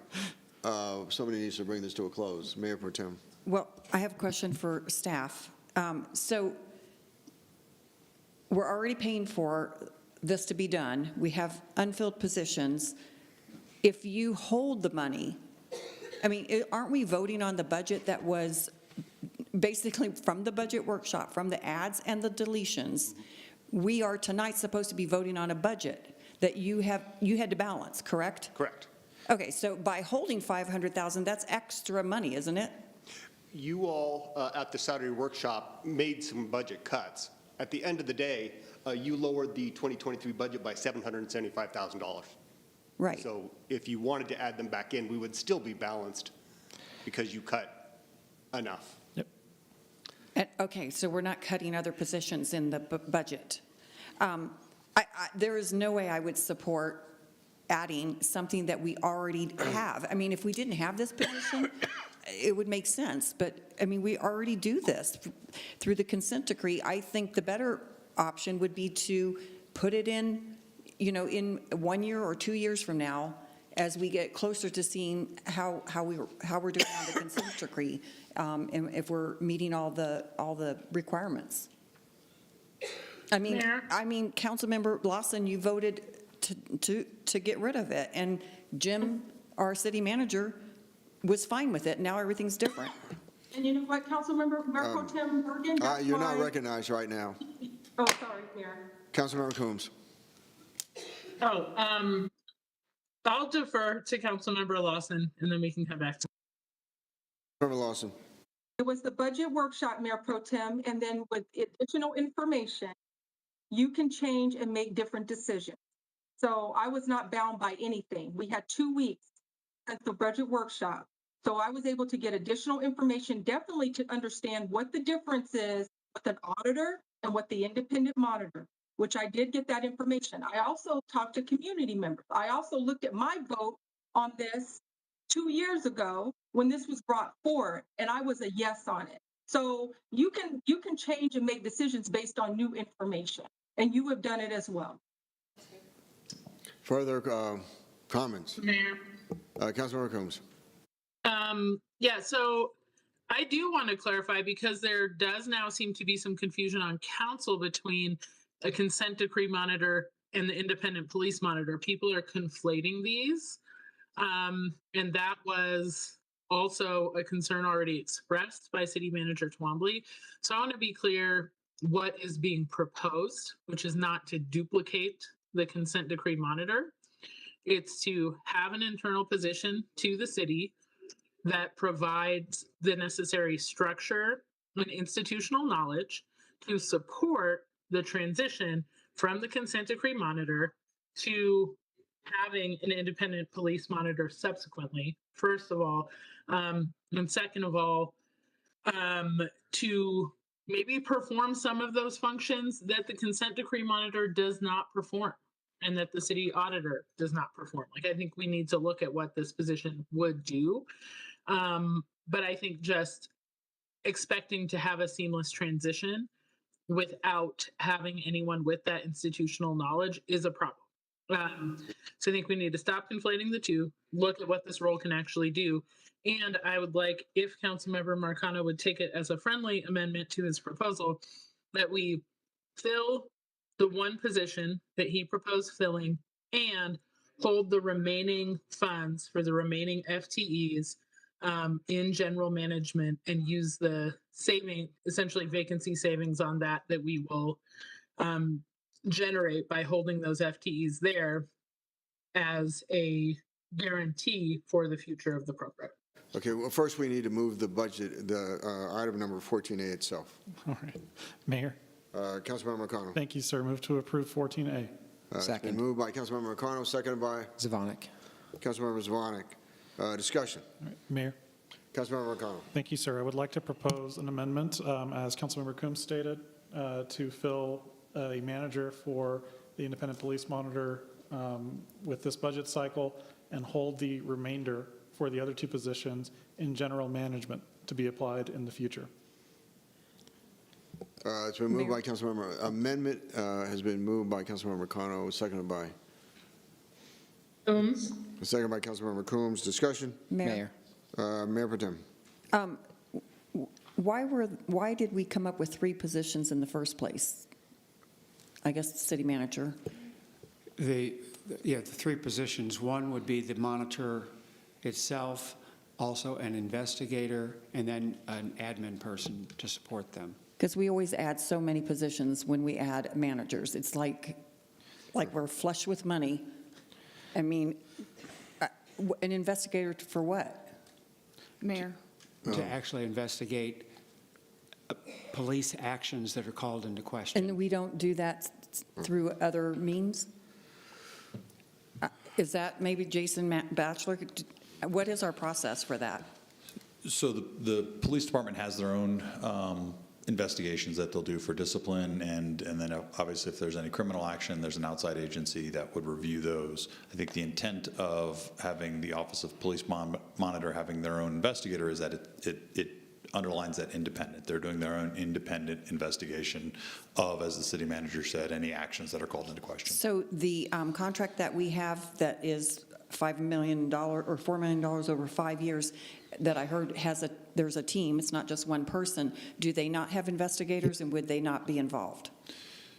So they have a team of folks that are looking at a number of different areas that have been identified by the consent decree, including use of force, documentation of stops, racially biased policing, and some other matters that are in the consent decree. So they have a team of experts that do research into those areas and any issues that come to their attention. Okay, thank you. Further discussion, Councilmember Gardner. Thank you, Mayor. On the McConnell amendment. Yeah, so I'm interested in the concept of what Councilmember Marcano proposed. I guess to me, it really would need to be a lot more fleshed out. I think there's a lot of similarities between the independent monitor and the consent decree monitor, though I am curious about what it might look like to have somebody in a transition position. I'm not ready to support that tonight because I think it needs to be a lot more fleshed out in terms of what it's going to cost and what that person is going to do. But, you know, I would be interested possibly at maybe like a spring supplemental time funding a position like that, because I do think there's some value in having that transition. That being said, one of the things we've heard consistently from the police chief finalists we've interviewed to lots of other folks is we are probably going to be under this consent decree for 7 to 10 years. Saying 4 years is not going to happen. I'm just going to tell you all now, most everybody on this dais probably will not be here. And, you know, it was said earlier that a budget is a statement of values, and I agree with that. And one of the things that I value is not wasting taxpayer money on duplicative positions. And so, you know, like I said, I'm interested in what Councilmember Marcano is proposing, but I really would like to flush that out a little bit more. What does that mean? How do they manage that transition? And what's the timeline for that? Because if we are going to be under this consent decree for 7 to 10 years, do we need that person now? You know, I will point out, because it hasn't been brought up tonight that I can recall, we cut several other vacant positions in other departments, not just in the DEI office and the independent monitor. There was other cuts, other vacant cuts as well. And so I think, to me, the value statement there was we're not going to waste taxpayer money on positions that have been vacant in some cases for years, and put them, our priorities, where they should go. So I'm going to be a no on what Councilmember Marcano proposed, though I would like to flush it out a little bit more, because I would be interested, depending on what the final product looked like. Mayor. Councilmember Jaworski. I'll let Councilmember Zavonic go first. Councilmember Zavonic. So I agree with what Councilmember Gardner just said. I think that having somebody at some transitional point makes sense. But to his point about we don't know when that's going to be, so funding somebody in this year's budget to manage a transition that could be, I don't care if it's 4 years away, the idea that somebody's going to be with the city for 4 years, we don't know, or 5 years or 6 years or whatever that might be. And then in terms of the budget, the way that the monitor's contract is set up is that it's more expensive early and it kind of tapers off towards the end. So there will be money available to hire this person with funds that are already allocated to that contract. And then if and when we get to the point to where we are in fact out of the consent decree and we don't need that independent monitor, we are going to have $700,000 a year, which is more than double of what's being proposed to fund the FTEs necessary to have our own independent office.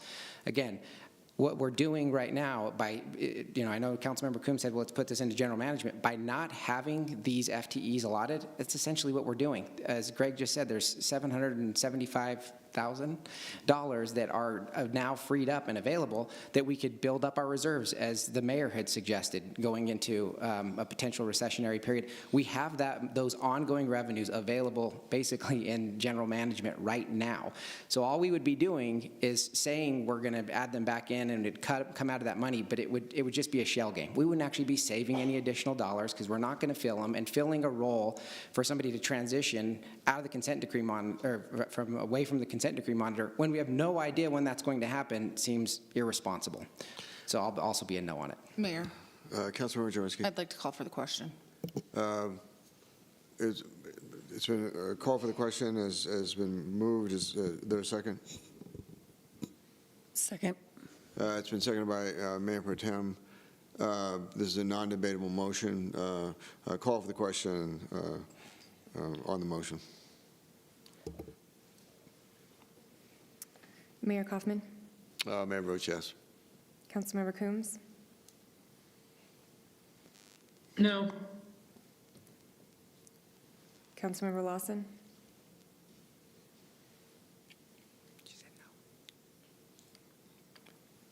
Councilmember Lawson, you were muted. The motion passes to call for the question with 7 yes votes, 4 no votes from Councilmember Marcano, Coombs, Lawson, and Murillo. Question before us now is the adoption of the Marcano motion, and I believe that was to create 1 FTE. To fill 1 FTE now and put the a manager for an independent monitor and put the remainder into general management to ensure that those positions have funding to be filled in the future. Very well. Call for the question on the Marcano motion. And Mayor, if I can do an explanation procedurally, not as to this vote at all, but as to your particular vote on an amendment. So we've been having a debate amongst my office and the clerk's office tonight on the language from the charter, which says the mayor may not vote on ordinances or resolutions unless it's to break a tie. The council rules actually add You're not entitled to vote on any resolution or ordinance or amendments thereto. So it adds amendments thereto. The next line actually says you get to vote on all motions. So it's confusing. Those two are in conflict with each other. What the clerk has explained is they have not been recording your votes on amendments. They're going with the first sentence of the council rule. So they will not be, for consistency, until we can get a council rules committee to actually go through and discuss this, they will not be recording your vote on the amendment unless there's a tie vote. What doesn't the charter speak to the issue? No, what the charter says is you're not allowed to vote on ordinances or resolutions. It stops.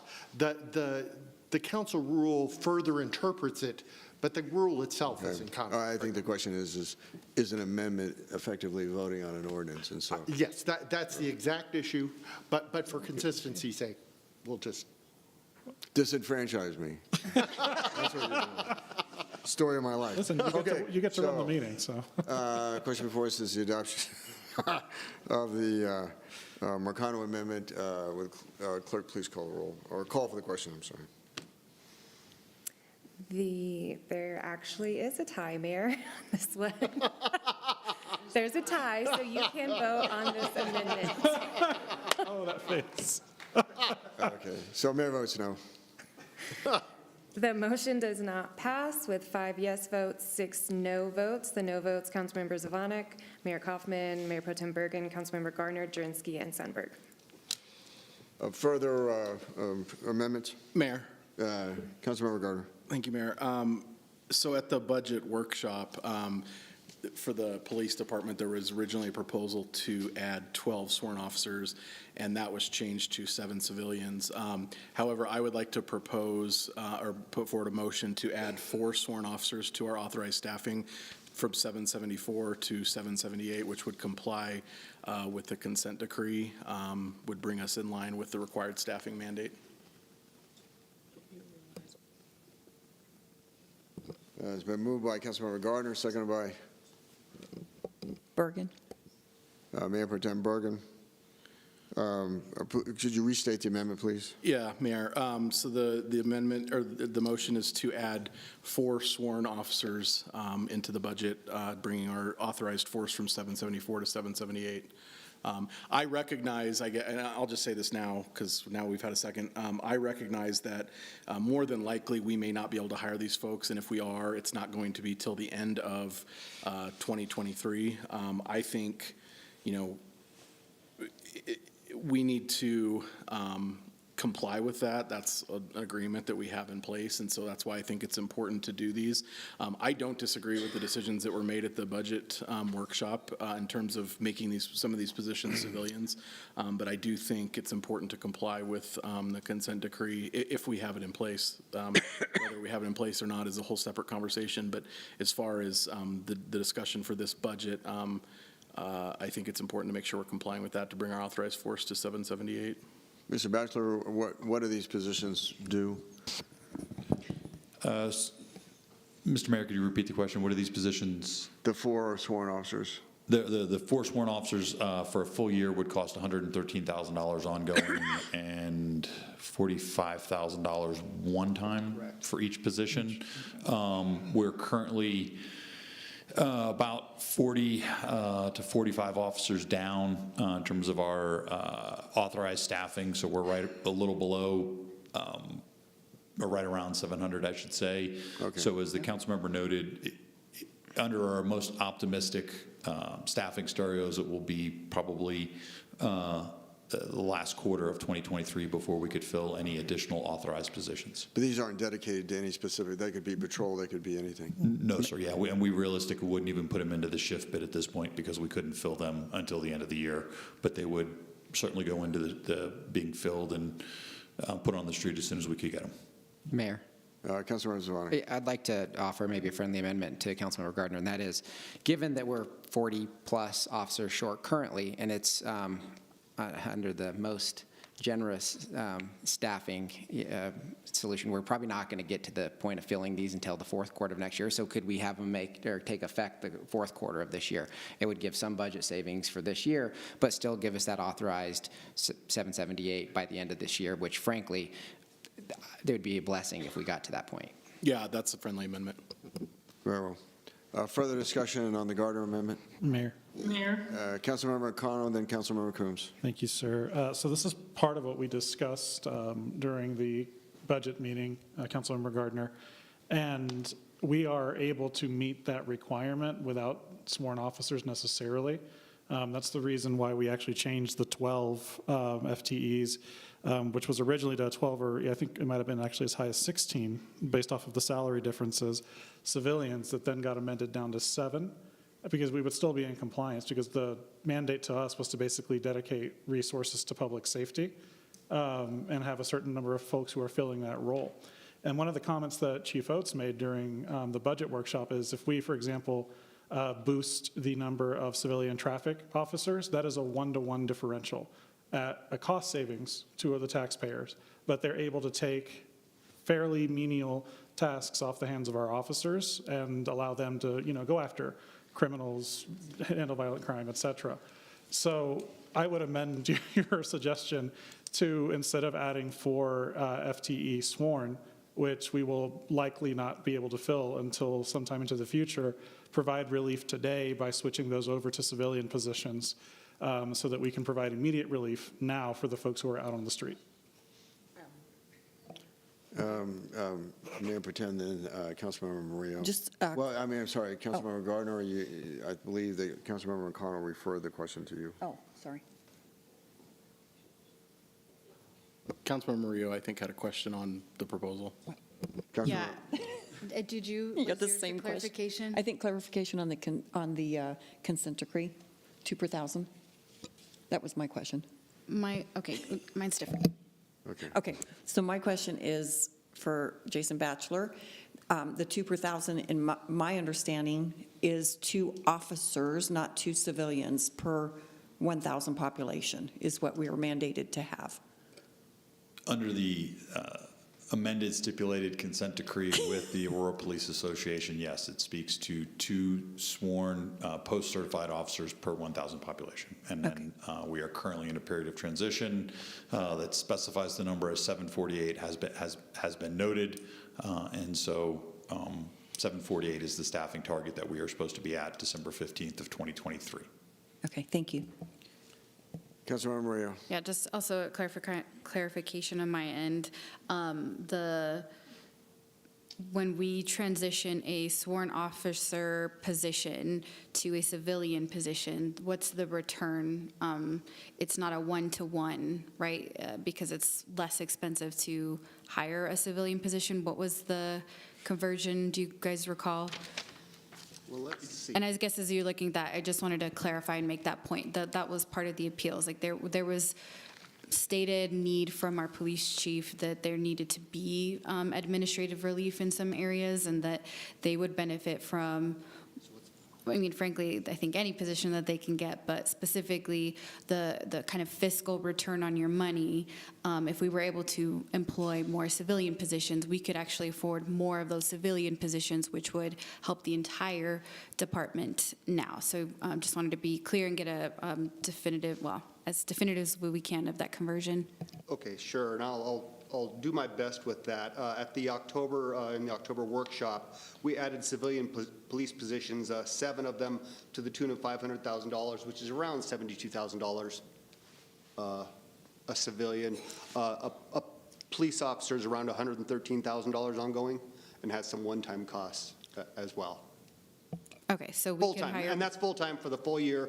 If we're talking the 4 police officers for a quarter of the year, that's $113,000 ongoing for those 4 positions, because it's only for 3 months. Yeah, just whenever we decide to make that the start date. But the point I'm making is if we were to put civilian positions instead of the 4 sworn officer positions, we could afford more, providing much needed administrative relief to the larger department.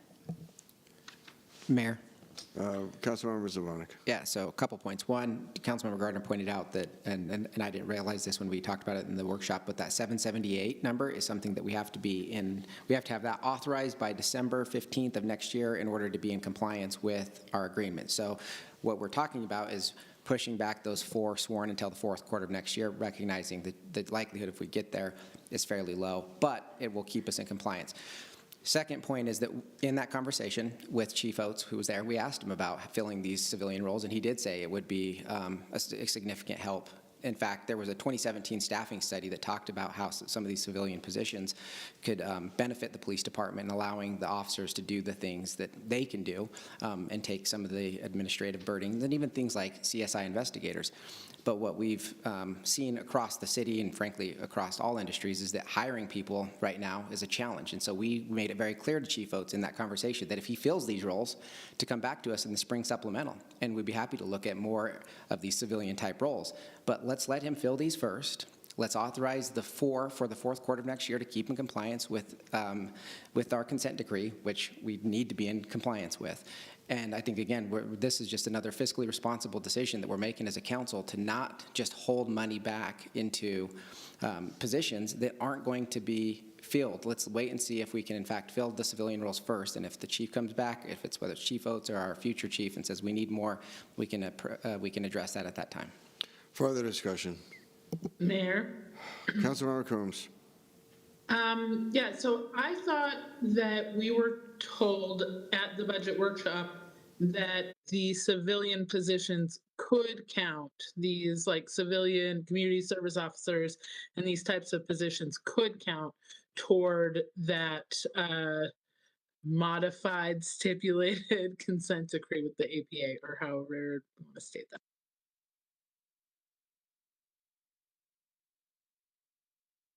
The original ballot language that went forward in 1993 spoke to a number of things, including providing 2 officers per 1,000, as well as civilian staffing, as well as staffing at the detention facility. So I believe the point made by Councilmember Marcano, and I don't want to put words in your mouth, sir, but that the original question provided for more than 2 per 1,000.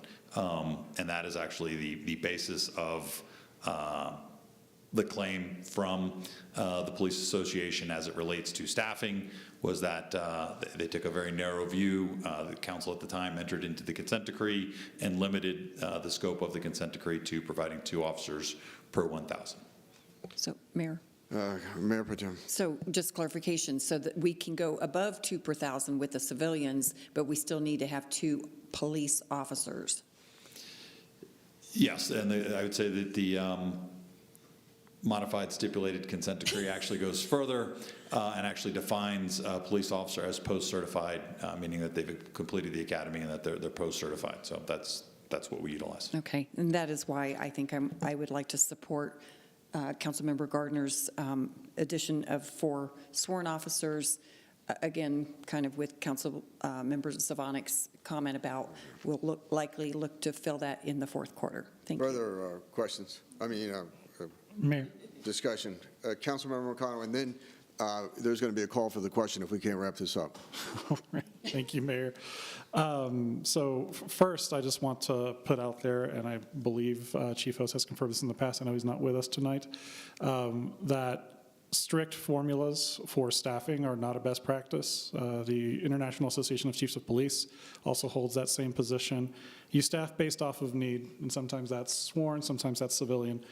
And the second point I want to ask, and Jason, I'm going to put you on the spot, is the modified stipulated consent decree actually enforceable, especially given the fact that the Aurora Police Association is no longer the bargaining unit for the Aurora Police Department? I'm going to defer to the city attorney on whether or not a legal agreement is modified, but I'll touch that one over to you, city attorney, and have I stalled long enough for you to formulate an opinion? Just putting you on the spot, Dan. The answer is that we had briefed council previously on that, and there is a hole with the current bargaining unit. That is a problem with where they stand. There was an original standing issue on this issue as well that hasn't been addressed, but council's previously had directed the city attorney to enter the consent decree, and they have. And so you have authorized us prior to this to move forward with that language. Okay. Further discussion on the Gardner Amendment. Mayor. Councilmember Mario. Sorry, I don't know if it's like, yeah. Anyways, what I was going to say is related to the consent decree arrangement. Whether or not it's enforceable, it's a separate conversation. I'm not going to open that door any further, but rather focusing on just the nature of that relationship. It is an agreement, if you will, that we must have staffing at a certain level, regardless of whether or not we're able to fill the positions. So I just want to remind everyone the conversation we just had around the consent decree monitor and just the parallels that we're willing to be okay with. There's some kind of logical fallacies there in that we are okay in one area with that same type of arrangement, but not in another. So, just Call for the question. Second. It's a motion. Is there a second? Second. Yeah, sorry, second. Second, moved by the mayor, seconded by Councilmember Zvonek. Non-debatable motion. So we're voting on call for the question? Yes. Or vote, no. Call for the question. Mayor Kaufman, The mayor votes yes. Councilmember Medina. Yes. The motion passes with 9 yes votes, 2 no votes. To call for the question, the no votes, Councilmember Coombs and Councilmember Murillo. Call for the question on item number 14A. I'm sorry, call for the question on the Gardner Amendment. Well, no, Mayor. I think it's calling for the question on my amendment to the Gardner Amendment. Oh, did you make? Did you, Yes. was that a friendly amendment? No. And then it's call for the question on the Gardner Amendment. Do we get to just ignore my amendment? Then we'll see order of operations here. Well, did you do a second? Was there a second on to your amendment? I made a motion. Right. And then we got into a But whole that lot of was, but discussion. then Councilmember Gardner never answered you as to whether or not it was a friendly amendment. So we were still It's to not, the but I Gardner. guess it would be a substitute motion. Yeah. Okay, so we're to the Gardner Amendment. I guess Call for the question. we do the substitute motion first. Then. Order? Point of Councilmember order? Coombs. Are we just ignoring the substitute motion then? We're just going to skip right on over There was that? never a second to the substitute motion. And it I'll was never second it. offered as a substitute motion. I'm pretty sure if we look back at the recording, I would say then I would propose that we do this. I think you just have to say subs after. Then we began having a whole lot of discussion. That's correct. The motion was not recognized. So It was not. Call for the question on the Gardner Amendment. Can you just not recognize motions? Call for the question on the Gardner Amendment. There was no, the motion was never formally made. I'm not sure how much more formally I could make it, but all right.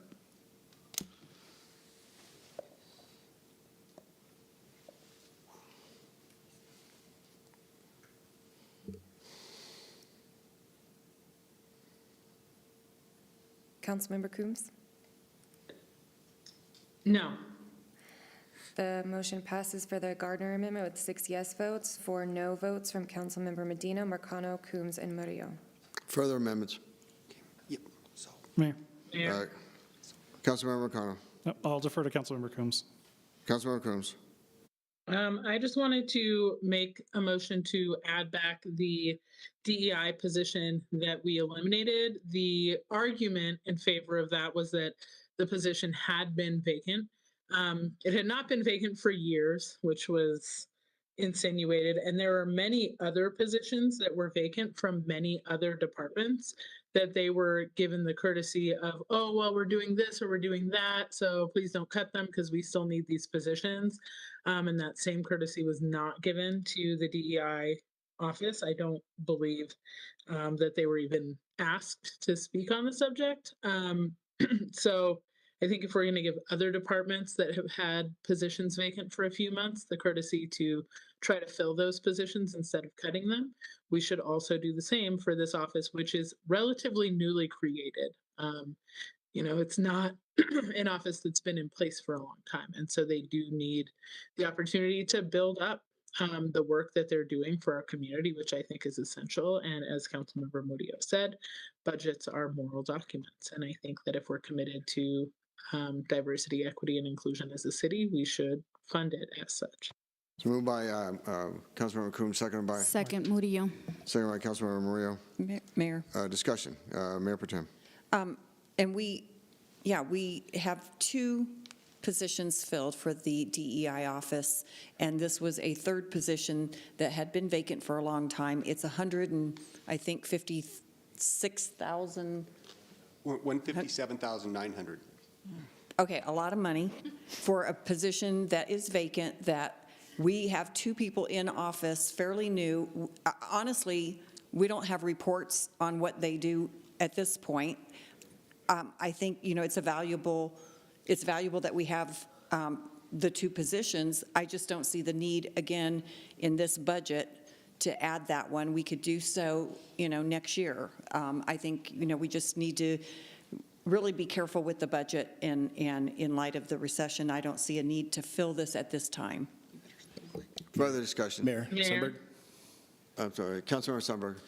That day during the budget, we were just examining vacancies across the city, and I acknowledge that vacancies can create stress on departments with increased workload, but it can also create efficiencies doing the same amount of work with fewer people. When it came to the DEI department, I asked a few questions. I said, what's the structure of the department? Has there been an analysis of the productivity? And how do you measure its success? And I really felt that those answers just fell short, and it seemed like a great time to save $158,000. And it reminds me of Parkinson's law, which states that work expands as to fill the time available for its completion. And 2 people were getting the work done, and it was just not defended to refill the position. Mayor? Councilmember Jurenski. Yeah, I also just want to bring up that my understanding of the Diversity, Equity, and Inclusion Office was that it wasn't necessarily supposed to be an entire office or department in the first place. It was agreed upon that one person would be hired as like a Diversity, Equity, and Inclusion officer, and somehow the department grew legs on its own or at the direction of the city manager. I'm not sure which, maybe a combination of both. But this was originally approved to only be one position. And since then, this department, if you will, is no longer even a department. It has been reorganized, restructured into the HR department, where there's a massive department. So the thought that we don't care about diversity, equity, or inclusion. I mean, like I said, this department was never supposed to be a department in the first place. It was supposed to be one position. Further discussion. Mayor. Councilmember Murillo. Yeah, I was wondering if anybody can comment on why the one position grew into several. City manager. Yeah, it started off as an assistant city manager that was moved into the DEI officer. During that first year, I'm not sure what the budget was for the office, but it included consultants who came in and worked on training with employees, and there was a second position added in order to rely less on consultants, which are more expensive than an added position. And the third position was added because they had no admin support. And so they were being provided admin support through admins in the city manager's office, and it was taxing the admin support in the city manager's office to also support the DEI office. And so that's why that admin position was created. Okay, and just a follow-up, Mayor.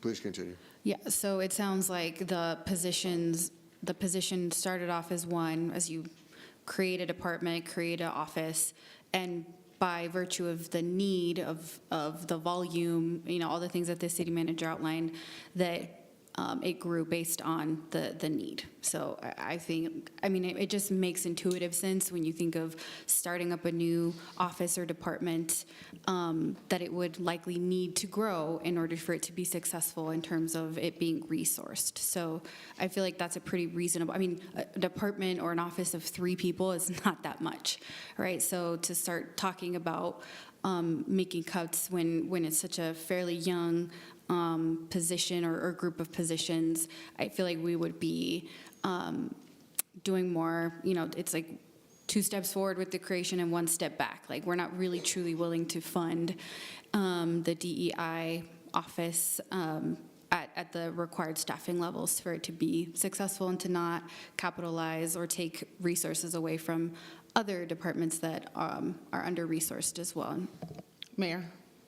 Councilmember Jaworski. So with the Office of DEI now moving into HR, will there be some additional admin support for these 2 positions that are still intact? Not really. I mean, HR is stretched pretty thin as it is, and really won't, I don't think, be able to provide that admin support. The admin person is still part of the DEI office. It was the manager position, that mid-level position is the one that was deleted from the budget. Mayor? Well, I just want to say first, I think there's a bias in this administration towards employees versus contract. And I would like to know what, you probably can't get it to me now, Mr. Hayes, but I want to know what was spent on contract support for the DEI functions, because I happen to think that that we, all of a sudden we say it's cheaper to bring it in-house, but then we're adding another person and we're adding another person. And so I would like to know what we spend. In my view, I think you get specific projects done at a highly professional level when needed. And so I'd like to take a look at those numbers. We will research that. Thank you. Mayor. Let's see, who is Councilmember? Well, I was is waiting. Coombs, Councilmember Coombs? I was Or actually, Councilmember Lawson, who is it? it was me, actually. It was me. Oh, Councilmember Coombs and Mayor Pro Tem. okay. So I just want to clarify with the movement of the DEI office into HR, one of the functions that was contemplated and that was a big part of the decision to have this office was also looking at contracts and procurement. How does HR relate to and have expertise associated with that component of the DEI office? And how is that work of the DEI office going to get done, moving it into HR and removing an entire position? Does staff like to respond? This is Terry Velasquez. I have a partnership with the DEI director, and she and I work on initiatives together regarding procurement. In particular, we're working on the disparity study together. Mayor. Mayor Pro Tem, sorry. Thank you. I was going to also ask about temporary staffing, because if we really need admins, there's people that want to work flexible hours, that want to work part-time, that don't want a full-time job. And I think sometimes we do automatically go to adding FTEs with, high salaries and benefits, and rather than maybe looking at temporary staffing, I think it could be more efficient from that perspective. But I think I would rather see an audit of the office or something of reporting of what actually gets done before we add another position. So I would not support this until we have additional information about what the needs are, rather than just adding a position. Mayor. I'm sorry, Councilmember Jaworski. I'd like to call for the question. Mayor, I'd like to speak if I could. Oh, I'm sorry, it's a call for the, is there a second? Second. I'm sorry, Councilmember, moved by Councilmember Jaworski, seconded by Councilmember Zavonic. Non-debatable motion, call for the question on the motion.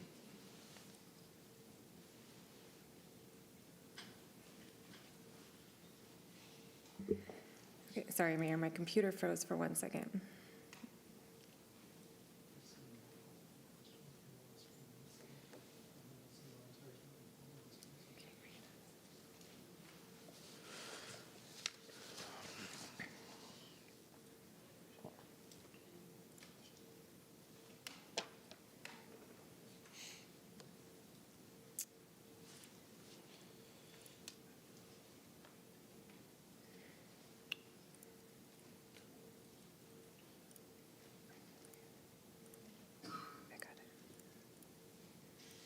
Okay, it came up now. Mayor Kaufman. Is it a tie? This is to call for the question. Mayor votes yes. The question before us is the adoption of item number. I haven't gotten all the votes yet. I'm sorry. I'm sorry, what's that? I haven't gotten all the votes yet. Hold on one second. So the motion passes to end debate with 7 yes votes, 4 no votes from Councilmember Medina, Marcano, Coombs, and Murillo. Okay, who put the motion forward for the amendment? Coombs. Councilmember Coombs. The question before us is the adoption of the Coombs amendment. Call for the question.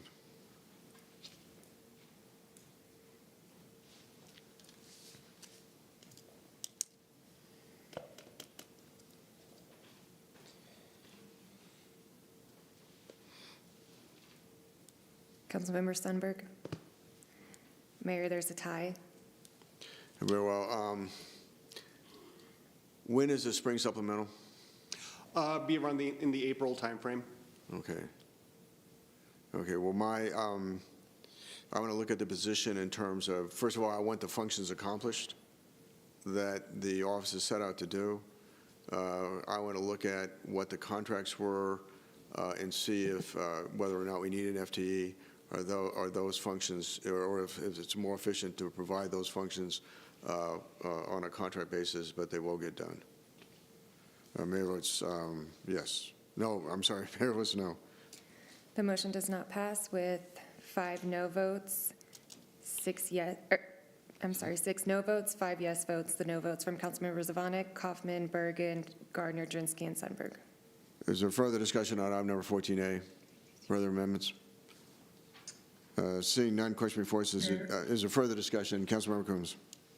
Yeah, so no further amendments, but I just want to express my significant disappointment with our inability as a council to prioritize meaningful things to our community, things that our community has told us that, yes, they actually do want, and that expresses value to all members of our community, not just some. And so I'm not going to vote yes on this budget. Further discussion Mayor. on the adoption of item number 14A. Mayor Pro Tem. Yeah, we actually do have an Office of Diversity, Equity, and Inclusion. We do have police monitoring, so we're not cutting any. We're not saying that we don't have any of those things. We are supporting those. We are supporting them. We are just being fiscally responsible with the budget. Further discussion. Mayor. Mayor. Councilmember Marcano. Thank you. The balance sheet that I'm looking at over here definitely tells a different story, that we are in fact cutting services that our residents have asked us for. And I just also want to point out that I think since this new council was sworn in, I have never seen so many people call for the question in the, 6, 7 years that I've been following this council. I think that's really despicable. Further discussion. Mayor. Councilmember Lawson. Thank you, Mayor. So I know that we have to have the budget passed by a certain date. I'm very concerned with these cuts. I think that a lot of the community didn't know about this at the workshop. And, but again, I'm going to vote yes on this budget, but because of all the other services that we have to provide, but I'm very disappointed in this budget. It's kind of upside down on a lot of things. So I just want to make a statement about that. Further discussion. Mayor, Councilmember Drinsky. I'd like to call for the question. The motion to call for the question, is there a second? Moved by Councilmember Drinsky, seconded by Bergen. Mayor Pro Tem Bergen to call for the question. Non-debatable motion. Call for the question on the motion.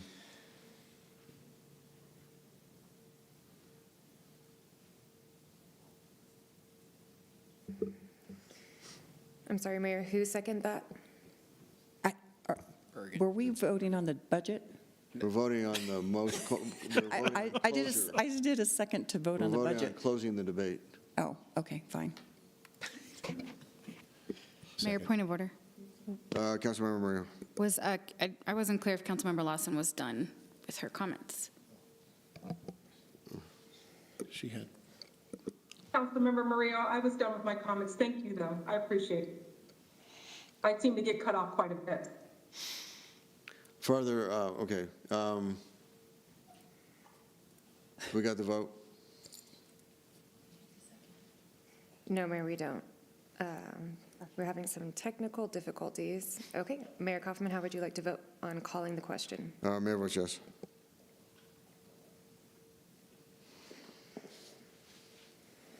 Councilmember Medina and Jurenski, we need your vote. Thank you. The motion passes with 7 yes votes and 4 no votes from Councilmember Medina, Marcano, Coombs, and Murillo to call for the question. Okay. Okay. Are there further amendments? Now it's called for the question to the bill itself. I mean, to the item number 14A. Let me just say, well, there is no discussion.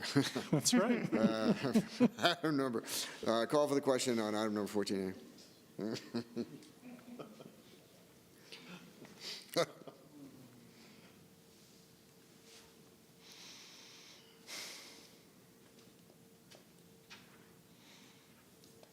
Councilmember Coombs? No. The motion passes with 7 yes votes, 3 no votes from Councilmember Marcano, Coombs, and Murillo. Will the clerk now please read the title of item number 14B?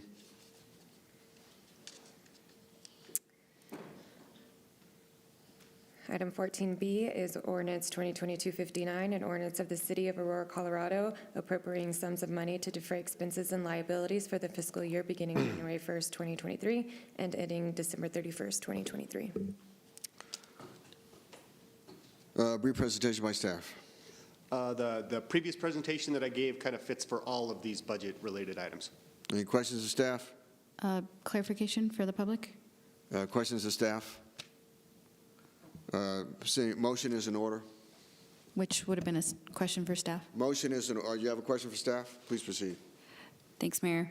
Can you share the difference between the first ordinance and the second one? Well, that's a really good question. I do believe that we have two of them. We have one that adopts the big number, the big budget, and then the second one will dole it out into the departments and into the funds because we do fund accounting in the city. So it's just a little bit different detail. Okay, so a matter of aligning with our accounting processes? Okay. Further questions of staff? Mayor. Councilmember O'Connor. Thank you. Wouldn't this now need to be amended to reflect the changes that we just made? Correct. Okay. Yes. The adjustments you made, we will adjust all of these the same way. So this is a moot question for this evening, then? Excuse me? Is this a moot question for this evening, or will you? You still have to approve it, but yeah, we'll already take all of this into account. All right, great. Thank you. Further questions of staff? Seeing none, a motion is in order. Mayor, motion to approve 14B. Moved by Councilmember Gardner, seconded by? Marcano. Second by Councilmember Marcano to approve item number 14B. Discussion? Seeing no discussion, the question before us is the adoption of item number 14B. Call for the question.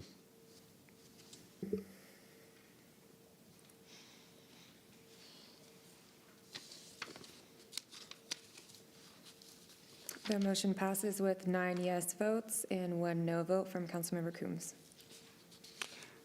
Will the clerk now please read the title of item number 14C? Item 14C is ordinance 2022-60, an ordinance of the City of Aurora, Colorado, creating the Transportation Maintenance Fund. Brief presentation by staff. This is the creation of the Transportation Maintenance Fund. The 2023 budget's the first year for it. And with that, I'll open it up for any questions. Questions for staff? Seeing none, motion is in order. Mayor, I'm sorry, Councilmember Sundberg. I move to approve 14C. Moved by Councilmember Sundberg, seconded by? Zavonic. Seconded by Councilmember Zavonic to approve item number 14C. Brief presentation by staff? Oh, I'm sorry, we did that. Discussion? I see another question before us is the adoption of item number 14C. Call for the question.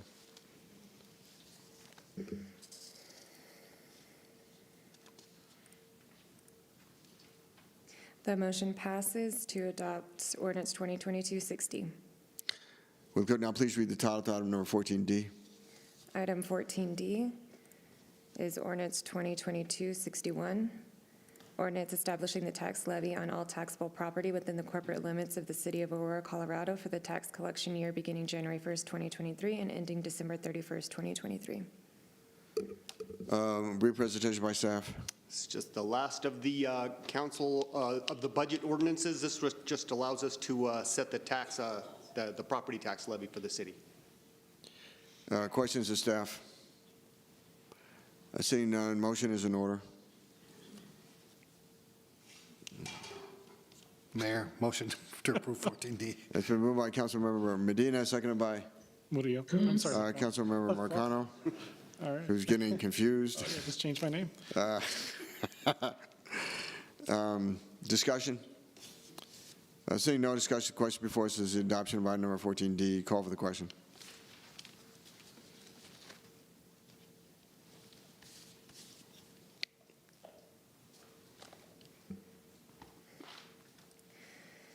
The motion passes to adopt ordinance 2022-61. Will the clerk now please read the title of item number 14E?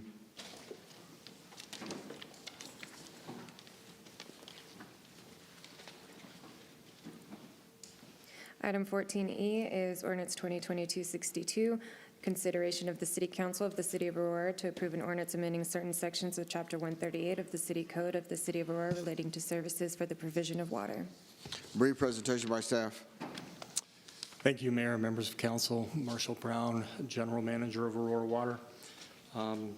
Consistent with our practice and policy to implement rate increases and fee increases incrementally over multiple years and keeping those increases as small as possible in any given year, and consistent with our need to generate additional revenue for increased costs and inflation that we've seen over the last few years.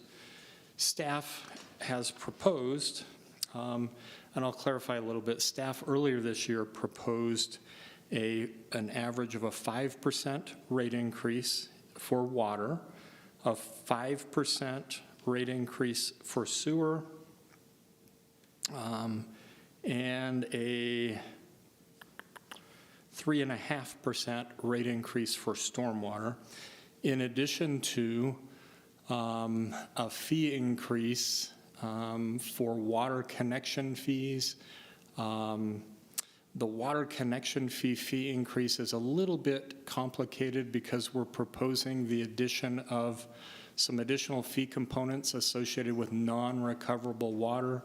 What the effect of that will have is that indoor volumes of water that we can recover and reuse over and over again, the volumetric fee will go down slightly, but the volumetric fee associated with non-recoverable, primarily outdoor water, will go up fairly significantly. So the fee increase is a little bit interesting. Staff is right now not sure it's going to produce significant additional revenue, but it will strongly encourage water conservation and provide people the opportunity to have a little more control over their fees as they come into the system and connect if they implement water conserving practices. So that was proposed at water policy earlier this year. We did have some concerns expressed. We got some feedback associated with the 5% proposed rate increase for water, and subsequently came back, lowered that rate increase to a proposed 4% increase, with the caveat that we would like to eliminate the credit card subsidies that are embedded in our budget midway through 2023, and with that, we could lower the needed rate increase to 4%. One quick note, the ordinance in the packet tonight represents that 4% increase. The commentary incorrectly somehow got transferred from water policy and still references the 5% increase, so we would have to fix that in the second reading and correct the commentary, but the ordinance is correct. Questions of staff? Mayor, Mayor Patel. I caught that. Thank you. Mayor? I'm sorry, what exactly is this? So you're going to add the processing fee for credit cards to to the cost to the consumer? Correct. We're going to first implement a public campaign to educate the customers on all the different options to pay their water bills. We will still cover the cost of ACH or bank transfers. Those are very low. Credit card fees have been significantly higher for us, and would like to encourage people to not use credit cards. Some customers will still have to, and the proposal is that they would pay those fees themselves, similar to other enterprises and other businesses that have transferred those fees to the customer. And you don't think there's a efficiency offset because you don't have to process checks versus credit cards? Yeah, electronic checks are actually easier for us to process. We pay, we have contracts with Wells Fargo to process the electronic bank transactions. We have to pay a credit card processing company for the credit card transactions, and we've run into many challenges. We, at the suggestion of Councilman Gardner, have been negotiating hard with the credit card vendor. They have agreed to lower the fees, but then the next bill they sent us had higher costs with those fees. We've actually, as of today, sent a breach of contract letter to our credit card vendor because those negotiations have not been going well. But the checks that are mailed in or dropped off in the box out there, what is the cost associated with processing those? We administer those initially ourselves for a fairly low cost, again, just administration from staff, and then use Wells Fargo to help process through the process. And again, it's much lower than the cost to process the credit. Further questions to staff? Mayor Sundberg. Councilmember Sundberg. Should the city marshal approve of a rate increase, where does this put Aurora in relation to other municipalities in the greater Denver metro area? Yeah, thank you, Councilman Sundberg, for the question. We currently are in the lower third of overall costs for utility, water, wastewater, sewer, and stormwater combined. This will not increase our relative position. We'll remain in the same position in the lower third, and that's before we're sure what some of our neighboring communities will do. There's a possibility we'll actually slide down a little bit. Okay. Further questions to staff? Seeing none, a motion is in order. Mayor, Councilmember Coombs. move to approve 14E. So moved by Councilmember Coombs, seconded by? Murillo. Seconded by Councilmember Murillo to approve item number 14E. Discussion? Mayor. Councilmember Sundberg. Gardner. Oh, Councilmember Gardner. My beard is much better. So I am not going to support this for several different reasons, one of which is the credit card processing fee issue. As I've stated several times, I do not think it's right in the year 2022 to say we are going to charge credit card processing fees. The three entities that I can think of do that are Xcel Energy, the DMV, and now apparently Aurora Water, which are three entities that do not have competition. And I think that's wrong. All other businesses that I do business with, maybe something else exists that I'm not thinking of, do not charge credit card fees because they have competition. And I think it's wrong to do that. It's a cost of doing business, and I'm sorry that it's expensive, but that's life. As far as the water rates go, I understand, doing small increases year after year is preferable over doing one large increase at a time. But I do think we're in a time of extraordinary inflation. We are headed into a recession. Our residents need every penny that they can get, and I'm not inclined to support a water rate increase while we're in that environment. Hopefully the economic recession isn't as bad as people might expect. I think we're already there. Certainly we are with inflation, and so next year hopefully we can correct that. But at this time, I don't feel comfortable approving this for both the reasons I stated. Further discussion? Mayor. Mayor Pro Tem. Question to Marshall Brown. I know we started at the 5% and got down to the 4% for the water rate. Without the increase, how would that affect our water department? Yeah, thank you for the question, Mayor Pro Tem. Our costs in our operating budget are actually up 12%, and we're proposing a 4% increase to cover those costs in hope that we can get some of the inflationary impacts we've seen this year more under control. But if we don't approve a 4% increase, it will compromise our ability to provide some of the services we're providing. Most of the services in the utility are not discretionary, so we'll have a hard time covering our costs. We would likely end up having to tap into some reserves. And then if we have a drought or one of the situations for which we have reserves, I'm not sure what we do. Okay. And just follow up. Please. So some of the costs I think you had mentioned in the past are the cost of chemicals. Yeah, chemical costs. In fact, I saw another one today. Hydrogen peroxide costs have gone up 20%. So some of the other chemical costs have gone up 50%, 35%. Electricity is extremely difficult for us right now. Our budget is about 35% personnel costs.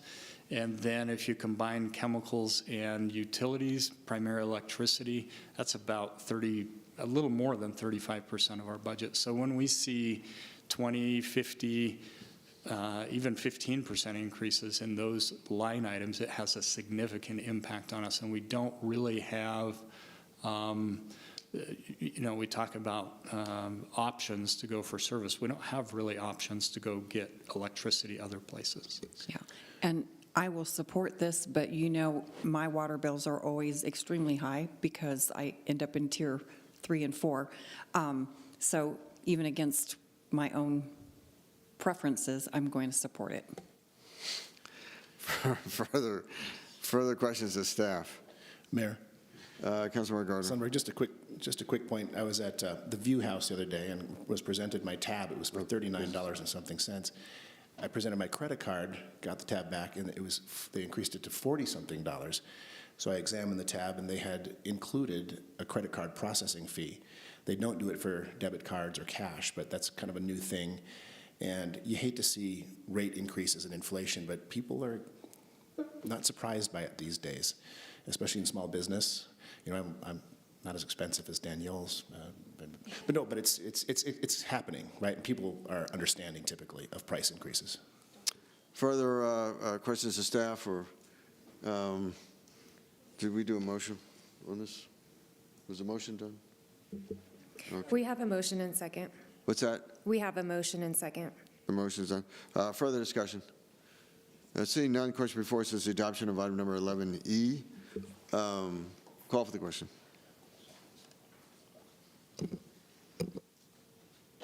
Councilmember Zvonik? The motion passes with 6 yes votes, 4 no votes from Councilmembers Zvonik, Lawson, Gardner, and Drinsky. Would the clerk now please read the title to item number 14F?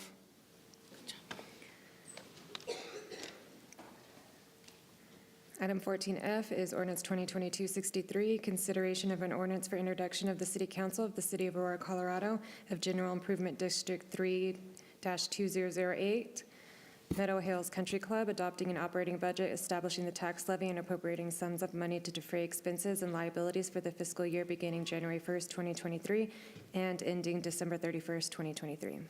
Brief presentation by staff. Yes, good evening. This is Andrew Jameson with the Debt Administration. Items 14F through 14K are ordinances to approve the General Improvement District budgets to affirm the mill levy to repay mostly debt-funded improvements that voters in these respective districts approved. Questions to staff? Mr. Mayor, the only thing I'd act, and I'll look at the city attorney on these, council's acting ex officio on all these for the General Improvement District. Is that correct? That's correct. Questions to staff? I see no further questions. Motion is in order.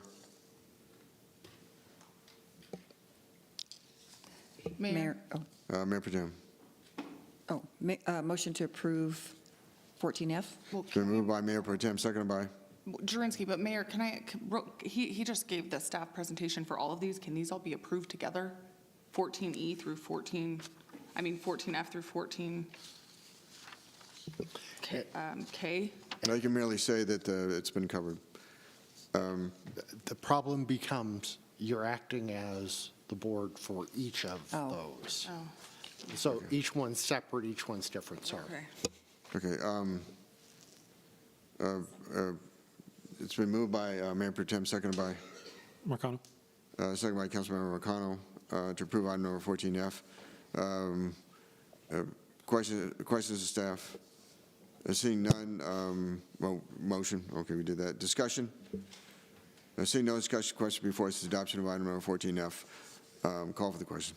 The motion passes to adopt ordinance 2022-63. Will the clerk now please read the title of item number 14G? Item 14G is ordinance 2022-64, consideration of an ordinance for introduction of the City Council of the City of Aurora, Colorado, of General Improvement District 2-2011, Aurora Conference Center, adopting an operating budget, establishing the tax levy, and appropriating sums of money to defray expenses and liabilities for the fiscal year beginning January 1st, 2023, and ending December 31st, 2023. Brief presentation by staff. Andrew Jameson, once again, it's the same authorizing levy for this GID. Questions to staff? Motion is in order. Mayor, I move to approve 14G. Moved by Councilmember Sundberg, seconded by? Marcano. Councilmember Marcano to approve item number 14G. Discussion? Seeing no discussion, the question before us is adoption of item number 14G. Call for the question.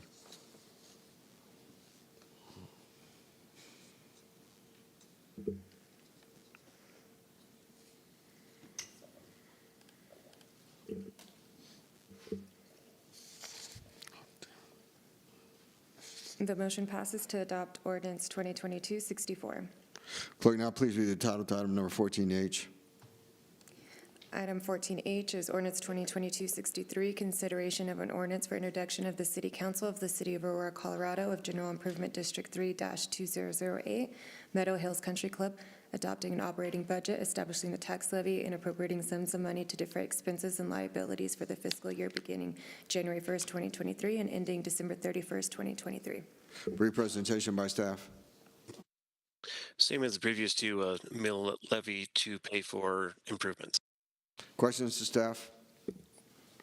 Motion is in order. Mayor, Councilmember Sundberg. move to approve 14H. It's been moved by Councilmember Sundberg, seconded by? Bergen.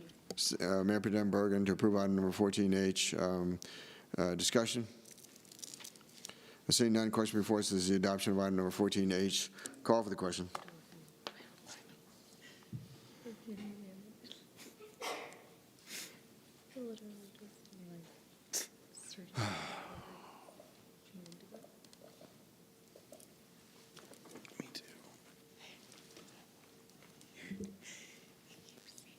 Mayor Pro Tem? The motion passes to approve ordinance 2022-65. Clerk, now please read the title of item number 14I. Item 14I is ordinance 2022-66, consideration of an ordinance for introduction of the City Council of the City of Aurora, Colorado, of Cobblewood General Improvement District 1-2016, adopting an operating budget, establishing the tax levy, and appropriating sums of money to defray expenses and liabilities for the fiscal year beginning January 1st, 2023, and ending December 31st, 2023. Brief presentation by staff. Once again, approval of mill levy to repay improvements. Questions of staff? Seeing none, motion is in order. Mayor, motion to approve. Been moved by Councilmember Gardner, seconded by? Sundberg. Councilmember Sundberg to approve item number 14I. Call for the question.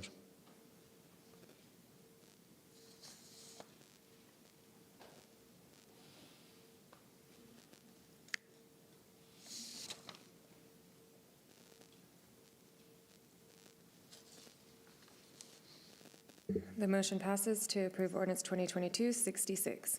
Clerk, now please read the title to item number 14J. Item 14J is ordinance 2022-67, consideration of an ordinance for introduction of the City Council of the City of Aurora, Colorado, of General Improvement District 1-2008, Peoria Park, adopting an operating budget, establishing the tax levy and appropriating sums of money to defray expenses and liabilities for the fiscal year beginning January 1st, 2023 and ending December 31st, 2023. Clerk, now, presentation by staff. Another approval of a mill levy for debt-funded improvements. Questions, staff? Motion is in order. Mayor, motion to approve item 14J. It's been moved by Councilmember Gardner, seconded by Sundberg. Councilmember Sundberg to approve item number 14J. Discussion? Seeing none, would the clerk please call for the question on item number 14J? Councilmember Sundberg? The motion passes to adopt ordinance 2022-67. Clerk, now please read the title to item number 14K. Item 14K is ordinance 2022-68, consideration of an ordinance for introduction of the City Council of the City of Aurora, Colorado of Pier Point 7 General Improvement District 2-2009, adopting an operating budget, establishing the tax levy, and appropriating sums of money to defray expenses and liabilities for the fiscal year beginning January 1st, 2023 and ending December 31st, 2023. Brief presentation by staff. This is the last one for these GID ordinances to approve debt-funded improvement. Questions of staff? Seeing none, a motion is in order. Mayor, I move to approve 14K. It's been moved by Councilmember Sundberg, seconded by, enthusiastically, I might add. Councilmember Gardner. Oh, Councilmember, enthusiastically moved by Councilmember Gardner, and seconded by? Gardner. Where are we at here? Sundberg. Okay, Sundberg, Gardner, done. Okay, discussion? Seeing none, call for the question on the adoption of item number 14K. The motion passes to adopt ordinance 2022-68. Clerk, now please read the title of item number 14L. Item 14L is ordinance 2022-69, an ordinance of the City Council of the City of Aurora, Colorado, adopting an updated map of ward boundaries pursuant to the mandate of Section 54.5B of the City Code. Brief presentation by staff. Yes, so Mayor and Council members, Katie Rodriguez, City Clerk, this is for the 2023 ward redistricting. Questions of staff? Clerk, I'm sorry. We were just going to do a brief presentation since it's the first reading at a council meeting, but we can go very fast unless council doesn't want us to do a presentation. Okay, so we already know that the redistricting process I think I speak for the whole council. We'd like a long presentation. Excruciating detail, please. in years ending with 3 and 9, and we just alter ward boundaries to make sure that they're contiguous, compact, and contain approximately the same number of residents. Okay. We've reviewed the city code and charter to ensure that the criteria that we're using complies with the regulations set out in each. Okay. And then for the criteria, just there's 6 wards that are divided into approximately the same number of people. Again, we want to maintain whole county precincts and use man-made boundaries. Right now, we're on the first reading and council meeting for this ordinance. The second reading will come forth on November 14th. We went out to the public with Engage Aurora. We also had different meetings in each ward for public input. And we reached out to various organizations in the community. And now I'm going to hand it over to Daniel. For, again, very brief math.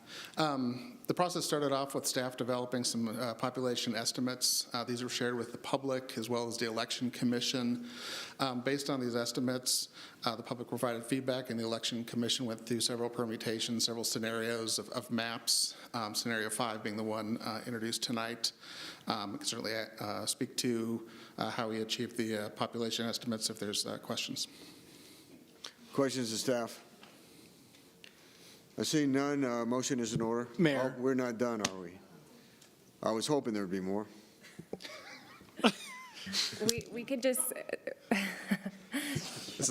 This is a table. This is another table. Here's a Like I table. said, multiple scenarios were developed according to the criteria and the feedback from the commission and the public, and resulting in scenario 5, which is in your packet.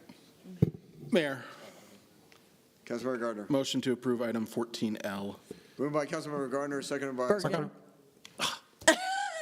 Seconded by who? Bergen was, Mercano, second by Councilmember Mercano. Discussion. Lots of discussion. Seeing none, question before us is the adoption of item number 14L. Call for the question. good job. Councilmember Sundberg. Yes. The motion passes to adopt ordinance 2022-69. Will you now please read the top to item number 14M. Item 14M is ordinance 2022-70, an ordinance of the City Council of the City of Aurora, Colorado, amending Section 54.5 of the City Code of the City of Aurora, Colorado by adopting additional clarifying language to subsections B and C to direct the Aurora Election Commission to complete its review of ward boundaries and subsequent recommendations for realignment of ward boundaries, if any, and to transmit the same to City Council no later than the 15th day of October in the year preceding the year in which the realignment shall take effect, currently in calendar years ending 3 and 9. Brief presentation by staff.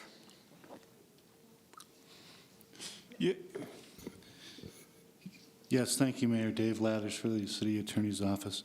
This was brought to us by Councilmember Mercano, who noted that though our city code mandates that we do a redistricting, or at least evaluate a redistricting in years 3 and 9, or for elections occurring in years 3 and 9, it didn't have any further direction for the city clerk's office or the election commission on what time that should be done.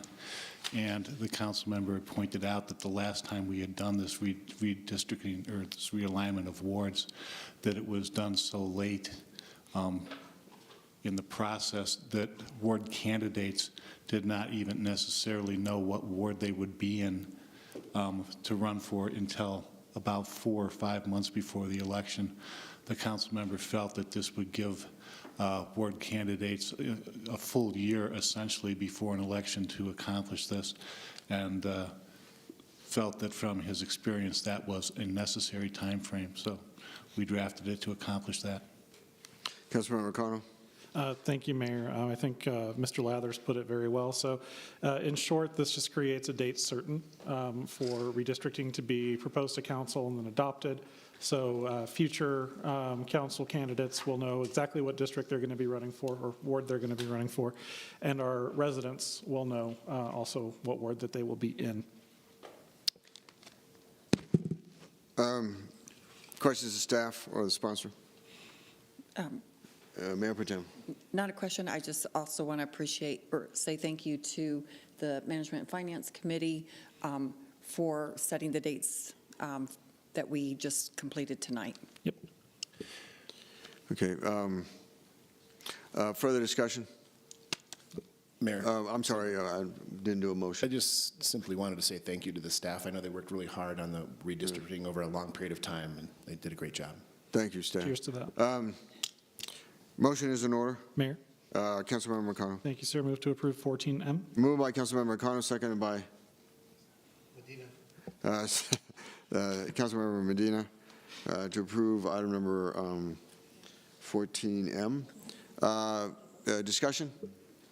Seeing none, call for the question on item number 14M.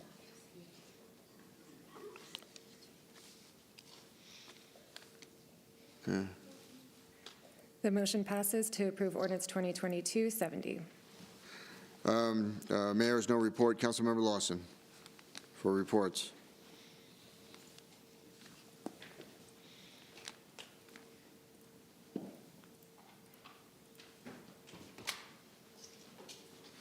Is Councilmember Lawson available? I think she left. Councilmember Gardner. No report.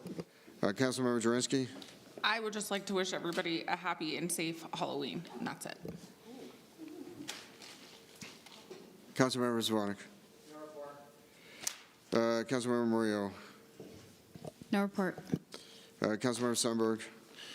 Just very briefly, sir, I've been seeing you all over the city, state of the city. You provided hope for our future. Rededication of the Coal Creek Schoolhouse, felt like Little House on the Prairie out there.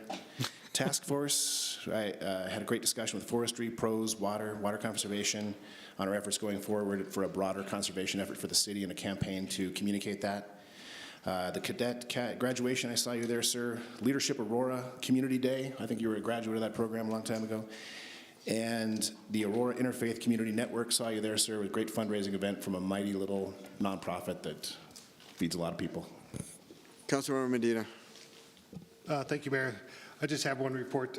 I went to the open space community meeting last week over at Morrison. They're going to have some plans that they'll bring to council about doing on the east side of the building. They're going to put a series of structures and things for kids to be able to interact with the nature pieces. Councilmember Marcano. Thank you, Mayor. So ballots are out. Midterms typically feature a significant dip in voter participation from presidential years, and when we do not participate in elections, we get what we don't vote for. So you should have already gotten your ballots in the mail. If you haven't received yours yet, you can go over to govotecolorado.com to check your ballot status, and if you find that it has not shown up yet, you can go and contact your county clerk's office to request a replacement. Make sure you mail in your ballots by November 4th or drop them off in a drop box by 7 p.m. on Election Day. And democracy is not a spectator sport, so do your parts and have a great Halloween. Councilmember Coombs. She left, Mayor. Mayor Pro Tem. Hang on and take For a long report. I got aspirin. Hang on. Is it 2 aspirin meetings? 2 aspirin. Thank you. 2 aspirin meetings. I just want to say that I got to be a judge with the mayor and Police Chief Dan Oates, and then I forget her name, but she's from AT&T, and we had 20 dogs that participated in the Halloween dog costume contest, and our canines were there, and it was really fun. So Wow. that's it. Okay. Meeting adjourned.